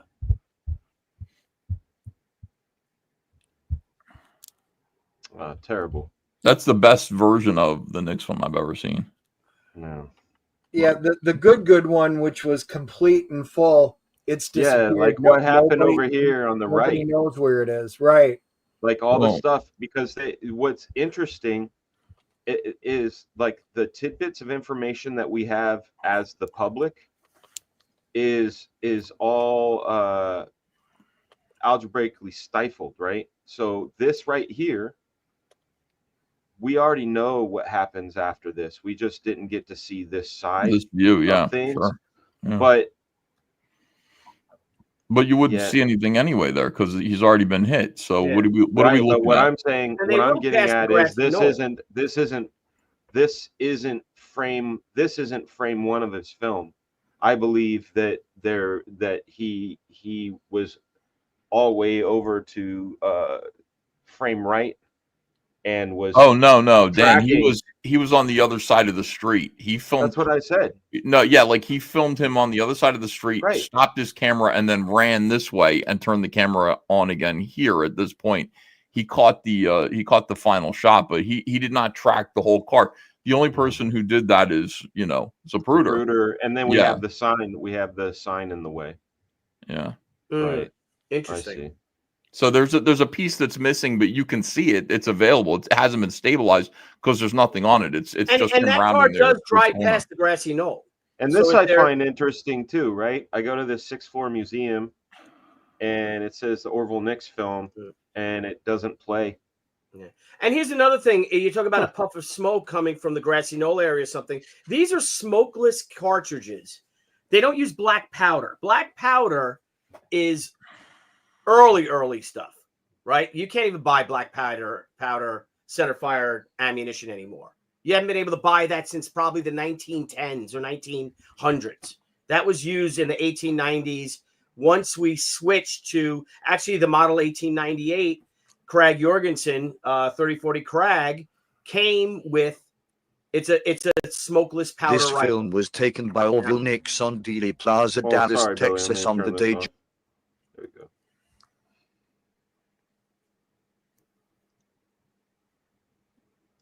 I can put the volume back up. Slightly further back and slightly further to the left than the Marie Muchmo film, with both these films Imagine if this is submitted all as we had. evidence to further convict Lee Harvey Oswald for the brutal slaying of American President John F. Kennedy. Yeah, I think they were counting on The this original Orville Nix film was subsequently lost by American federal authorities, with not even the threat of the Orville Nix family and a $10 million lawsuit enough to see its safe return. Both the Nix and Muchmo films show a version of events which could not support a conspiracy in the Jackie would Kennedy have been assassination nor involvement of any other gunman. And this is why the Warren Commission accepted the version of events that led them to believe lone gunman Lee Harvey Oswald fired the 3 fatal shots from the book depository. The 3 fatal This shots doesn't show that... too much. It doesn't show too much. But what it did show was you saw those 2 motorcycles that we were talking about earlier. Yes. And Bobby Hargis was struck so hard that he thought he was hit by a bullet. That's only going to happen if the shot went from the front through the back. If it went the other way, he wouldn't have got hit at all, much less get enough where he thought he was hit by a bullet. I don't know if that's true. Yeah, but where's the evidence that he was hit by anything? If because he said he felt like Governor it. Connolly at center frame. Bob Jabel says, ask Dennis and Dan if Oswald was involved at all. Yeah, I think he was. Yeah, you're saying. Hold on, look at it. See Yeah. the Zapruder film. This fucking. It's okay. Oh my God! Watch. That's He's a already good hit. shot, though. Yeah, he's heard it. You can After see, he gets yeah. it the second time, she says, That's "Oh my where God!" the next shot was. Right. Bam. Watch. Bam. And then she goes, "Oh my God!" If you zoom in, See, the physics of that really look like he was hit by the front, but you can't focus on that. You have to focus on the But sprite. once again, if he was hit by the front, which that looks like it, and we can argue physics. Wait, what did it say? The Look for only the way driver? those motorcycle drivers would have been hit by, literally, it was the brains of him, is if the bullet was going from front to back. Yeah, but No, again, it isn't true. Look at how high the debris went in the air while they're moving forward. Wait. They're and saying down that the driver. They say that the driver is shooting. The driver Kennedy. did it. Yeah. They're saying the driver did it. Yeah, he did shot backwards. Pew. It looks like That's hilarious. Yeah, the top of his head looks like a gun at one point in one frame. That's funny. Well, that's like the Waco guys. You know, with the guys storming Waco, one of them shot themselves in the leg climbing up the ladder. He was trying to holster his pistol and he shot himself. Oh, really? Oh yeah, if you see that, yeah. Oh no, I remember all that, but I didn't know that. So. Yeah, and I have an image of the wound right here, so you could see. You know what? I'll bring it up too. What was interesting to me, and what was it that we saw where they said the doctors didn't even look at the back of his head? That was in the video I played, and I'm like, I don't believe that. That you're trying to tell me the doctors never looked at the back of his head? Well, there's his autopsy. There's the drawing of that's the bullet. So if that shot came from the opposite direction, it wouldn't have been able to go in there. It would have came in through the front, and it would have blew out the left side of his head. Right, it would have blew out the back of his head. The left side of his head, not the upper right side of his head that this chunk was taken. Oh, out. right, yeah. Because of the, I know what you're saying. Anyway, I'm just wondering if you guys, and now we can recreate. I don't know, Dennis, if you're ready or Fraga Boom, but you want to shoot Dennis? No, No. He never wants to shoot me. That's crazy. Don't do that. Tripod. We can recreate the. Billy's Kennedy like assassination. Heroes Dennis, Con come on. next year. I'll drive down so I can bring my fake gun that I showed on air. Yep. And we'll load her on up. I'll get on Andy's roof. Show it the is game, slanted. Though. I think Dennis Billy can wants to drive do down it. the road. So Billy, what are you suggesting? What I'm do you suggesting play the game? I'm suggesting if we could share this, that maybe we give it a shot. Yeah, there you go. Oh, share the game? Why not? Go ahead. Now I'm going to be on my monitor to the left, so I have to be looking this way to try to recreate it. I'm also left-handed, and I have this little mouse. But let's see if we can do this. Dallas, Texas. Here, let me. 12:30 p.m. November 22nd, 1963. The Texas School Book Depository, 6th floor. The weather is fine. You have a rifle. An assault rifle, it says. An assault rifle. And thanks for the weather report. You know, I know who wrote that. Oh, here I am. There's the view. This is an accurate model, by the way. Yeah. Here comes the president with Mrs. Now, he also would have had a much bigger line of sight with that scope. But I'm not going to shoot him because I'm a coward. He's facing me. There's no way I'm going to do that. Yeah, he's moving. But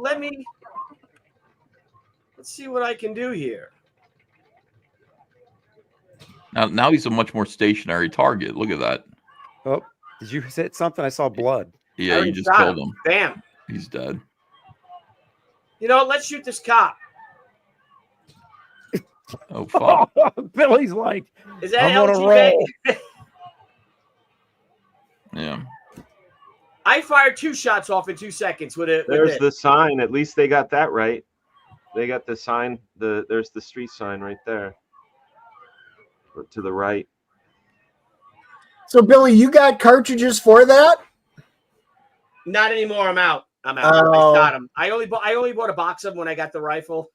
If you could share, hang on. Let me see if I can stop my screen. Dang it! I gotta quit this out. Hang on. Here, I'll remove it real fast. No, I'll quit. Yeah, I'll quit. I gotta quit. So Jim says they know for a fact that Gerald Ford altered the diagrams to make it fit their narrative.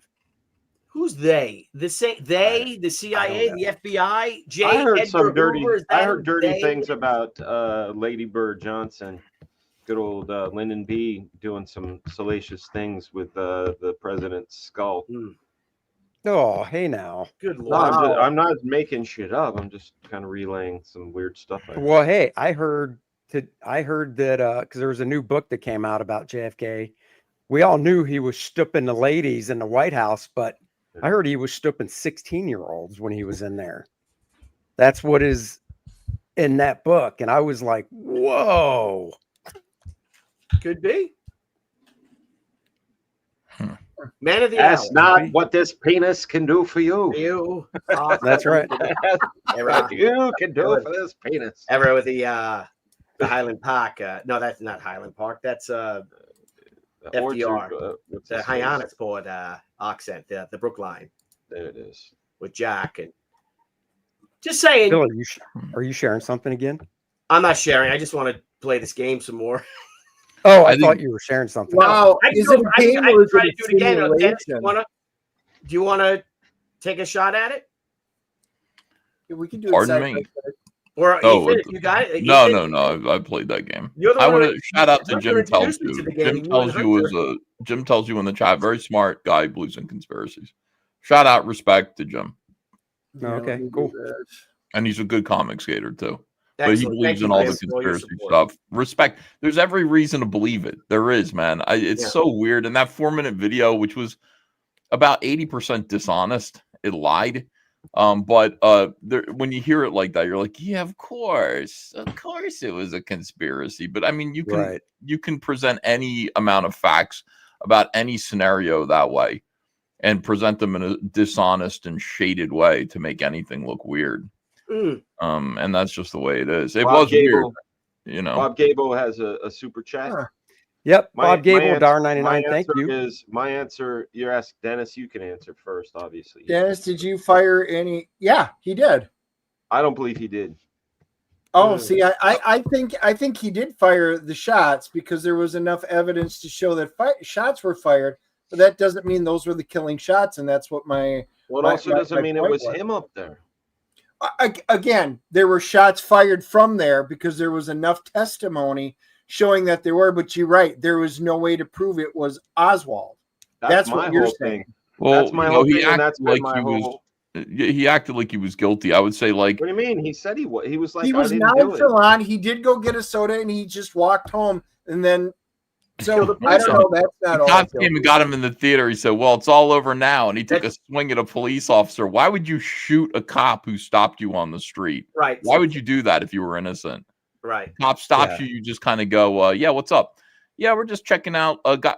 We don't know that that's what that guy in that situation. Yeah, but what if he? Is that what happened? Yes, that is what happened. It was witnessed by like or people. What if it was this? Are you Lee Harvey Oswald? Right? Oh, so what? But I didn't do it. So if I'm Lee Harvey Oswald, I didn't do it. That's not what they're saying. Bam, bam, bam. Defense. I can't share. I'm going to Google this. Craig 69 E. Howard Hunt's. Yeah, no, he was a fucking cunt. Yeah, great. What did he say? And I don't have to Google it. I assume you guys probably. A lot of people I've never heard of it. This is so important. Like, there are going to be a lot of people, like the mob is now saying, "No, we did it." You know, you might as well. You know what I mean? But none of it's credible. But they all said, but remember the mobsters when they were interviewed, they like Giancana and those guys, like well, I didn't do it, Yeah. but it was so and so who did it. You know, I bet it was so like all of them said it was one of the other mobsters. Michael Franzese he's all over the internet, like saying that the mob did it. It's very funny, you know.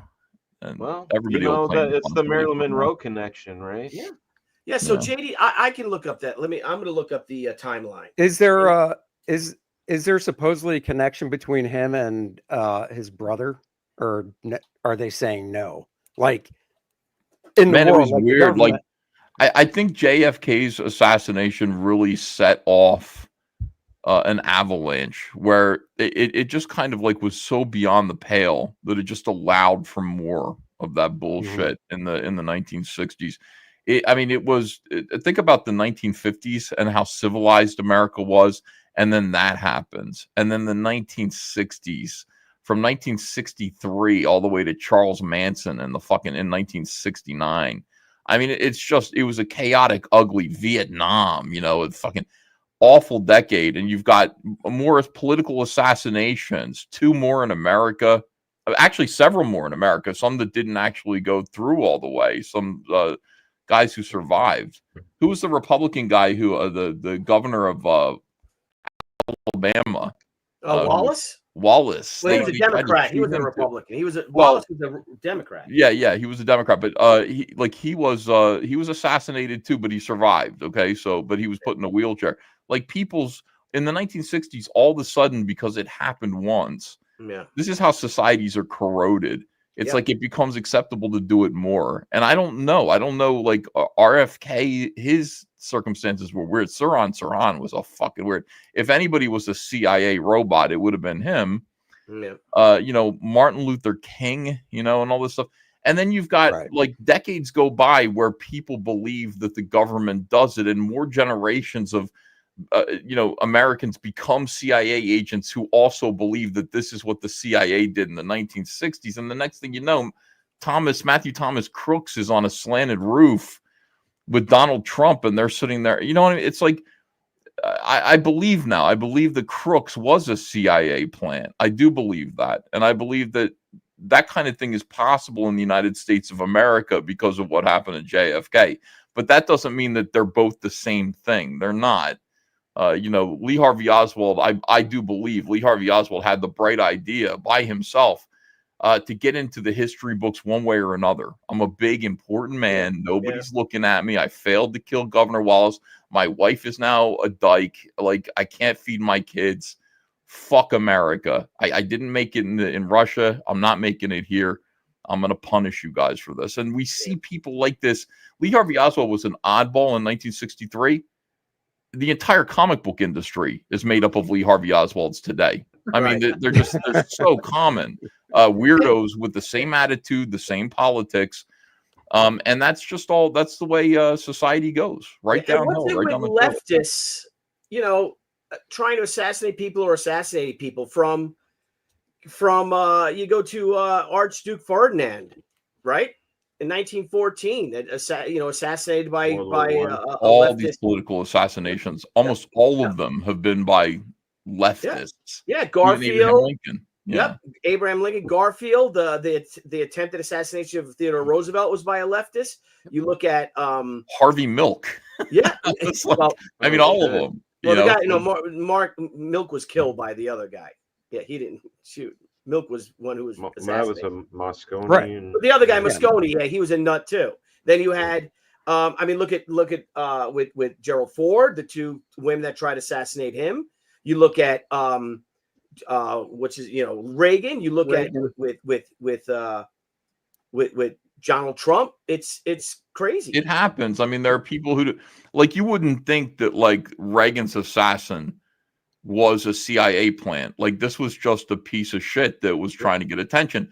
But you know what? If he'd succeeded, I'll bet you we would be saying he was a CIA plant. You know what I mean? If Reagan was actually killed, we'd be like, who was this guy? How did he get so close? How was he able to kill the president? And a whole bigger phenomenon would have grown up around him rather than just this sad sack that again was trying to impress a lesbian. I think this whole JFK thing has a bow on it, and that's why I don't trust it. You know what I mean? Like, agreed. All of these things that aligned perfectly for this one thing, it just doesn't seem right to me. The fact that it's got this neat bow on it. But it doesn't make any sense, Dan. It just it doesn't make any sense. It doesn't, like you go, well, why did Jack Ruby do it? It's like it's like because everybody wanted to do it. It's not a neat bow. When you look at it, it looks crazy, but then you have to kind of understand human nature. Everybody wanted to kill Lee Harvey Oswald. Everybody did. Jack Ruby had the means, the wherewithal, and he was a little bit nutty, but there were people out. But he had what day was that? What day did Lee Harvey Oswald get killed? The same day? The next day, the 23rd. Okay, so before he was it wasn't the next day, was it? Oswald was killed the day after. So without any sort of trial, without anything, they're just like, this is the guy who did it. Bam, kill him. Yeah, I'll go to Oswald here. Okay, well, guess what? Dead men tell no tales. He was killed. I'm sorry. 2 days later on the 24th. I apologize. The 24th. Wow. So he had 2 days to sit there and spill his guts and all this stuff. And didn't, though. But didn't. Now, here's JD Tippett. But he could have been killed sooner, too. Like, I mean, Jack Ruby was in the police station scene the night he was arrested. He had his gun with him. If Jack Ruby needed to silence him, why did he let him live for 2 days in police custody being interrogated nonstop by the cops? He waited. He didn't have to wait. He could have shot him in the hallway. He waited for the only opportunity. He had the opportunity. When they were moving. He was right there twice. He was there in the hallway. He was there when Oswald gave his "I don't know what I've been arrested for" speech. He was in the room both times. He could have easily just capped him. He didn't care. Like if he was just an assassin, he could have just capped him. And same result would have happened to him anyway. He would have been tackled and thrown in prison. But he didn't. He didn't do it. He just sat there and got angrier and angrier, like a faggot. I'm sorry, excuse my language, Andy. And then finally just blew up and killed him in the. I mean, he had better opportunities to silence Oswald if that's what he wanted to do. Why did they charge Oz if Oswald was picked up for shooting Tippett? He wasn't. That's what. It says. Picked up for Oswald shooting was Tippett. initially arrested for I was thinking Governor Wallace. Well, here's the thing.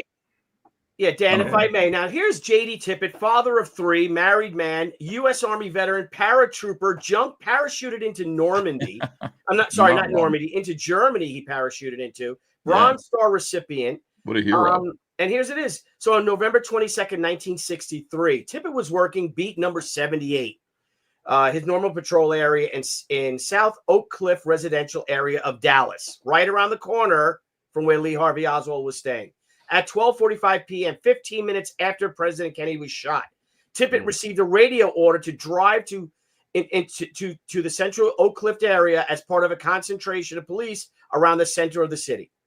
Blah, blah, blah, blah, blah. Okay. Tippett radioed that he had moved as directed. By then, several messages had been broadcast describing a suspect as a slender white male in his early 30s, 5'10", and weighing about 175 pounds. Oswald was only 24. He was 5'9", and he only weighed 135, but et cetera, et cetera. Tippett spoke his last known words 10-4. At approximately 1:11 to 1:14 p.m., Tippett was driving slowly eastward on East 10th Street, about 100 feet past the intersection, blah, blah, blah, blah, blah. Oswald walked over to Tippett's car. Okay. He pulled alongside a man who resembled the police description. Oswald walked over to Tippett's car and exchanged word with him through an open vent window. Tippett opened the car door and began walking to the front of the car. Oswald then drew his handgun and fired 4 shots in rapid succession. 3 bullets hit Tippett in the chest. And as he lay on the ground, another shot right at his right temple, killing him instantly with the coup de grace, a cold-blooded murderer, whatchamacallit, shot to the kill shot, whatever, you know what I mean? Assassination shot. Yeah, you're getting a job done. Why would he kill that police officer? Yeah, I mean, that's... There's no reason. Hey, what's up, officer? Yeah, I live around the corner. All right. But that's a Wikipedia. I'm just taking a walk. I can't believe this. Who was there? There was a witness, a woman across the street. And she I don't know. I don't remember their names. There were actually two or three witnesses that actually saw it happen. And they pointed like, hey, the guy ran that way. It's like that's how they found him in the theater. As Ethan said, he then went into a shoe store where a woman saw him. He noticed a woman looking at him. She called police. He then went into the theater. And that's when the police officers went in there. And when they confronted him, he stood up, as Ethan said, and says, "This is it." And pulled out his pistol to shoot the police officer, who then took his hand. I don't know if I can show that. Well, this isn't real. Okay. Can I do that or no? Yeah, go ahead. Yeah, right. So here's the pistol right here, right? Pulled out don't his act like revolver. Oh, right. The police officer grabbed it. The police officer's hand went here where the hammer was. And Oswald fired the pistol, but because the officer, now it was a revolver with a far bigger one like that, the police officer's hand, because he grabbed for the gun, stopped the hammer from striking the firing pin. And then a scuffle ensued. So, by the way, Oswald did it. Are you saying that he was like, "Oh, I'm just going to get away from it"? Do you think he had an exit plan? He knew he wasn't going to be caught? No. Or do you think he's like, "If I do this, I know I'm a dead man"? I think so. I'm going to take out as many people as I want. Why would you kill the police officer? Remember, he's 24 years old, too. As Ethan said, he's a weirdo. He's a kid, really. He's a very... I mean, think about in Pennsylvania with Trump and the first dude on the roof. Yeah. There's no way that kid had an exit plan. Right. If Trump didn't turn his head and he actually succeeded, that kid's dead no matter what. Yeah. So it isn't strange that he just slowly walked downstairs, grabbed a Coke, then just started walking down the street. And I then don't know, man. I never killed the president before. I don't know how you behave. Like, I think he was just trying to get away. He didn't have to. He could have stayed there, but he was trying to get away. I don't know what his plan was. And maybe that's part of the conspiracy. Maybe like the CIA said, we're going to pick you up at this movie theater. I don't know. Right. But who knows? Yeah. Rochelle. Apparently I hear that. Again, why kill the police officer? I didn't even know about the police officer thing. Was that in the JFK movie? It probably was, but I forgot because I saw it. I don't remember. I haven't seen it since it came out. Jim tells you this is it for Ethan. Don't you think it's a little weird that George H. Bush was the director of operations at CIA when got killed and his son Kennedy Neil? Oh yeah, and his son Neil had dinner with the Hinckley's brother the night before Reagan was shot. And I did hear that. I knew that's weird, man. Yeah, I do think that's a little weird. I don't know. Oh yeah, maybe you're right. I just heard about that recently, actually, on a podcast. But yeah. Yeah, I was going to say, I think Grey Wolf had mentioned something up there. I'll see if I can find it. Yeah. JFK was going to drop Johnson off the ticket, and Johnson was under investigation for corruption. Johnson had it done so he could become president and then put a lid on the investigation. I mean, the first part is true. I mean, they knew he was that was going to be an issue. So could he have done it? Or would that be motive to get rid of somebody who's, I don't know, it's politics. Yeah, but he was in Texas to begin with because he needed that. He needed the South. He needed the Southern vote, Democratic vote. I don't see how he could have dropped LBJ. I don't see how. He needed it because he's this northerner, this northeasterner, patrician class, Harvard man, Harvard Yard, brainiac. And he needed that Southern Democratic vote. That's why he was in Dallas in the first place. Right? I hear what you're saying. Very interesting. But just if that's just it, well, I need him. Well, you could get a lot of people to help you with the South.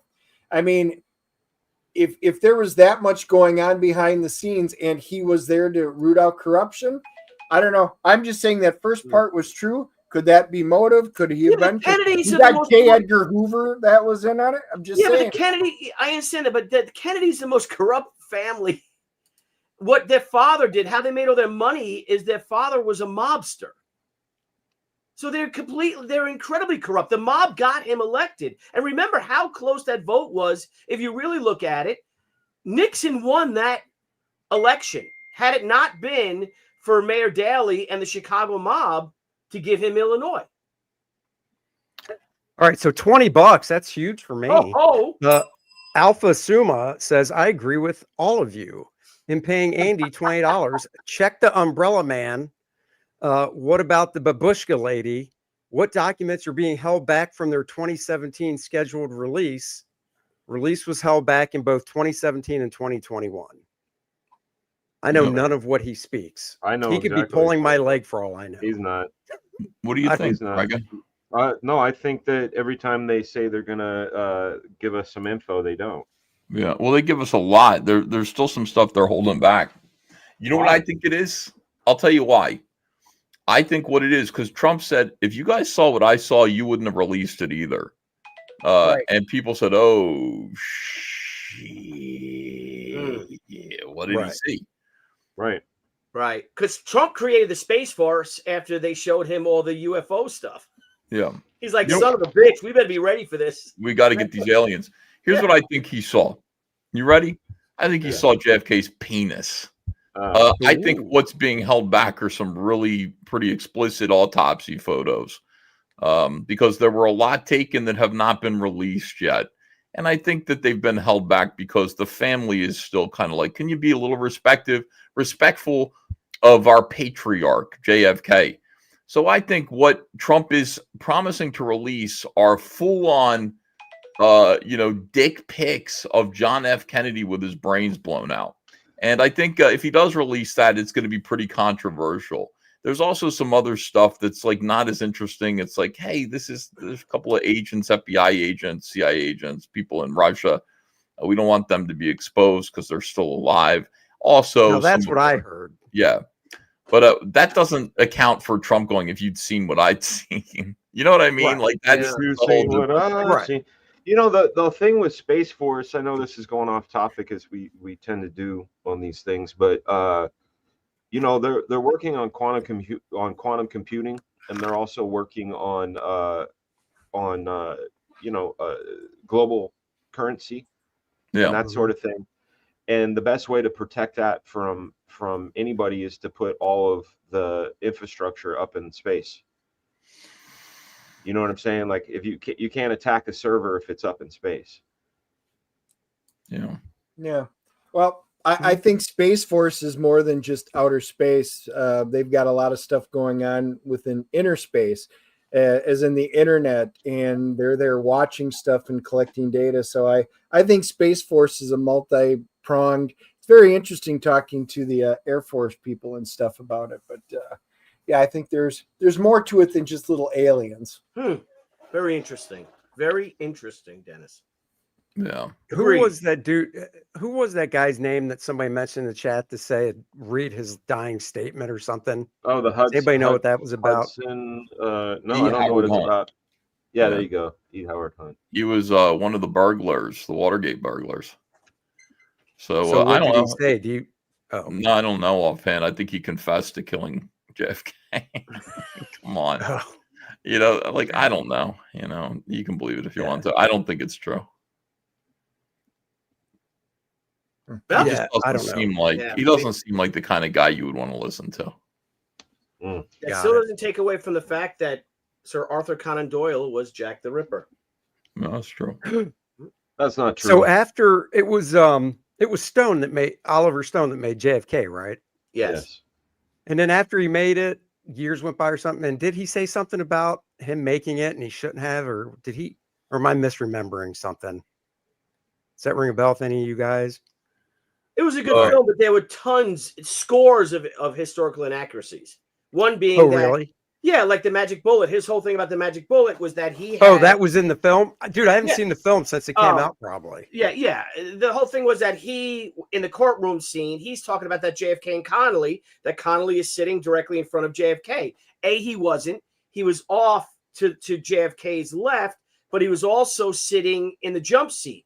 So Connolly, if you look at the video of JFK and Connolly talking, Connolly's a good 10 inches below JFK, sitting lower than him, because he's sitting on this little tiny seat in the limousine. So he's not even sitting even with him. That's why his whole thing with the magic bullet, how we can come here and turn and then strike here. No, because JFK and Connolly were like do this side. Right. Like this. So here's JFK, here's Connolly, and here's the church, and there's the staple. And if you open that door, you'll see all those people there. Look at all those people. Nice. $2, Stephen Della Vega. Dan Fraga definitely rules. Back by man. Flag. Fraga, man. There you go. Thank you. Well, I believe we have solved it. I think we have Andy, done it. Where are I do feel like we're at the end of the episode, and I feel like nobody's mind was changed.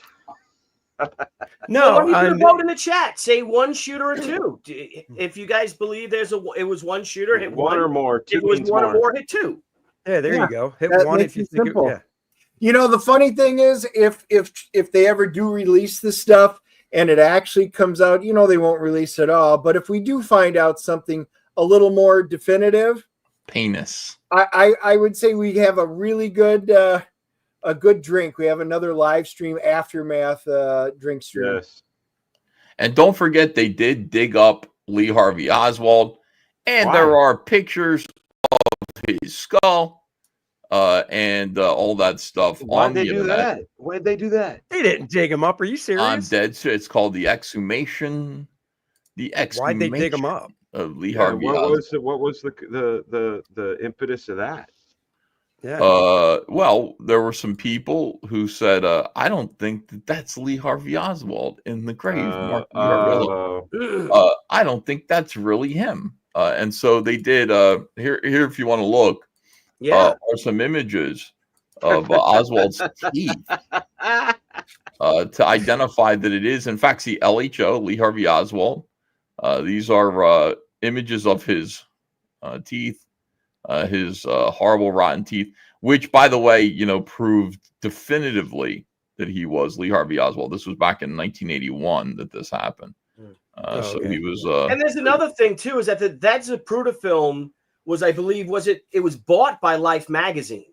Yeah, and it was National Geographic. Only released stills. They never released a film until 1974, I think it was, and Geraldo Rivera actually unveiled it on national television. Did not know that either. I'm counting the votes right now. Currently, we're looking at 6-6. Oh no, that's 7. No, that's a 7. I like that the thumbnail says JKF assassination. Yeah. Does it say JKF? Does it? Yeah. Oh, dude. Does it really? Yeah. That's my Billy Tucci in there. You motherfucker. Son of a bitch. All right, 7-8 so far. 7-9.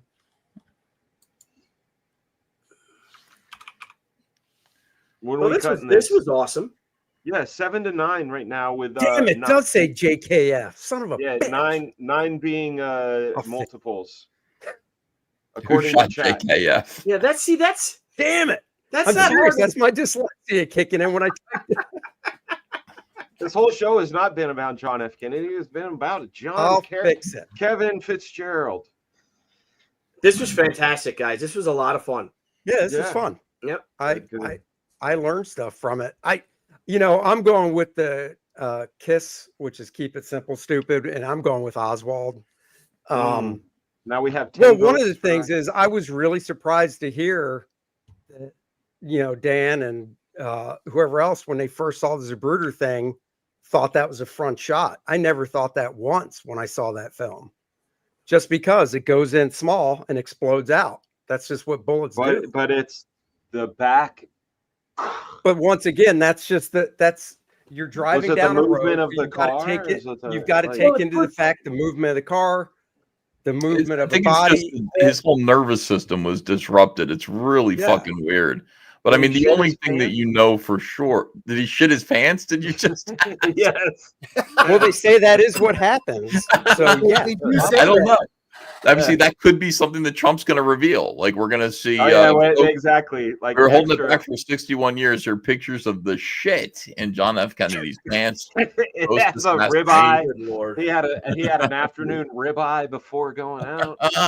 See, it's something like that. He had some runny eggs. Runny eggs and sausage. It just Trump's like, we can't show his dirty, tidy whiteys. Come on. That's what it is. I'm telling you, it's something gross. That's actually when you see the first time when he goes like this, when he gets shot through the neck, and you see Jackie O turns to him, Jackie Kennedy, and she goes, "Oh, Jack, did you just shat your pants? Did you just shat love?" That's what Governor Connolly was saying when he turned around. He said, "Who farted?" And then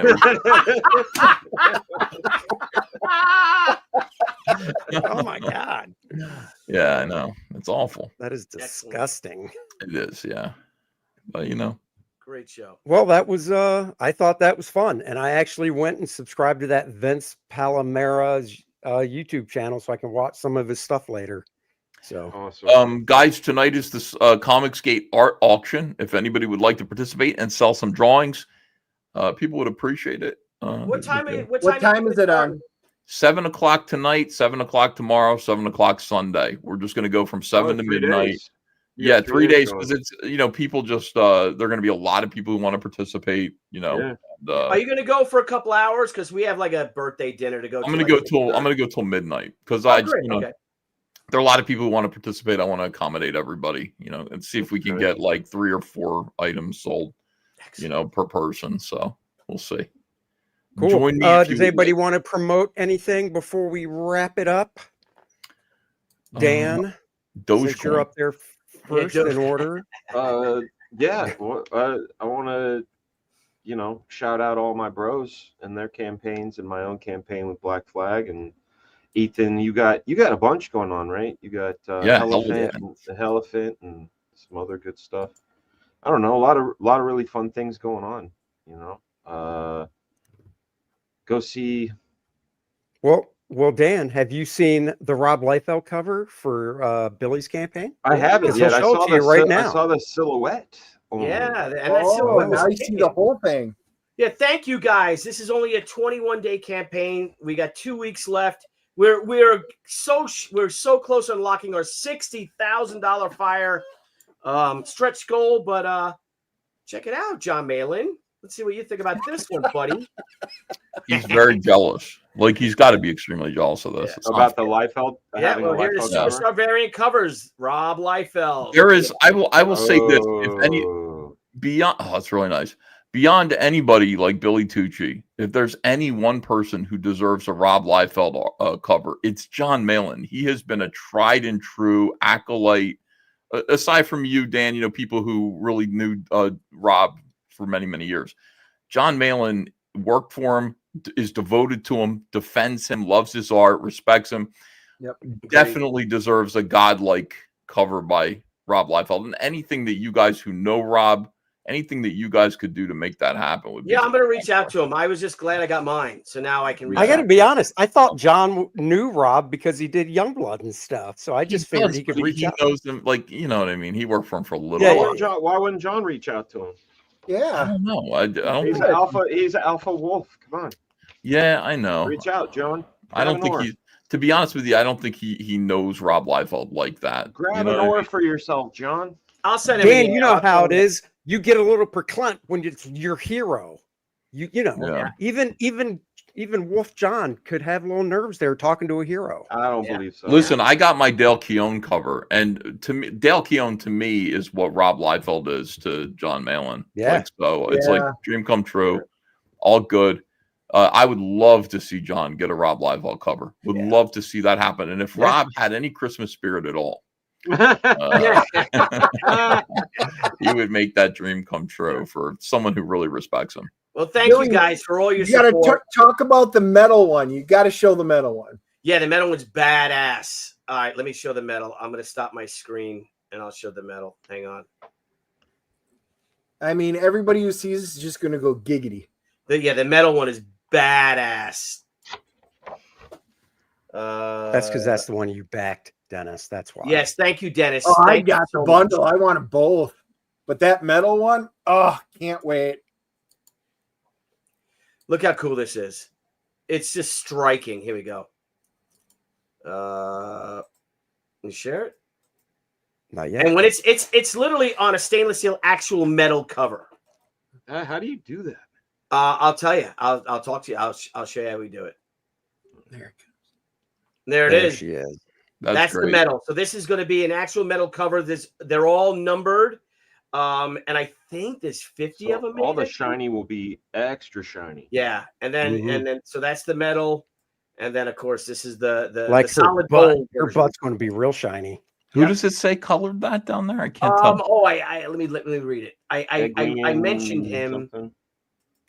That's Rob's colorist, right? Yeah, there's a lot of guys color for him. Ezekiel. I can't see.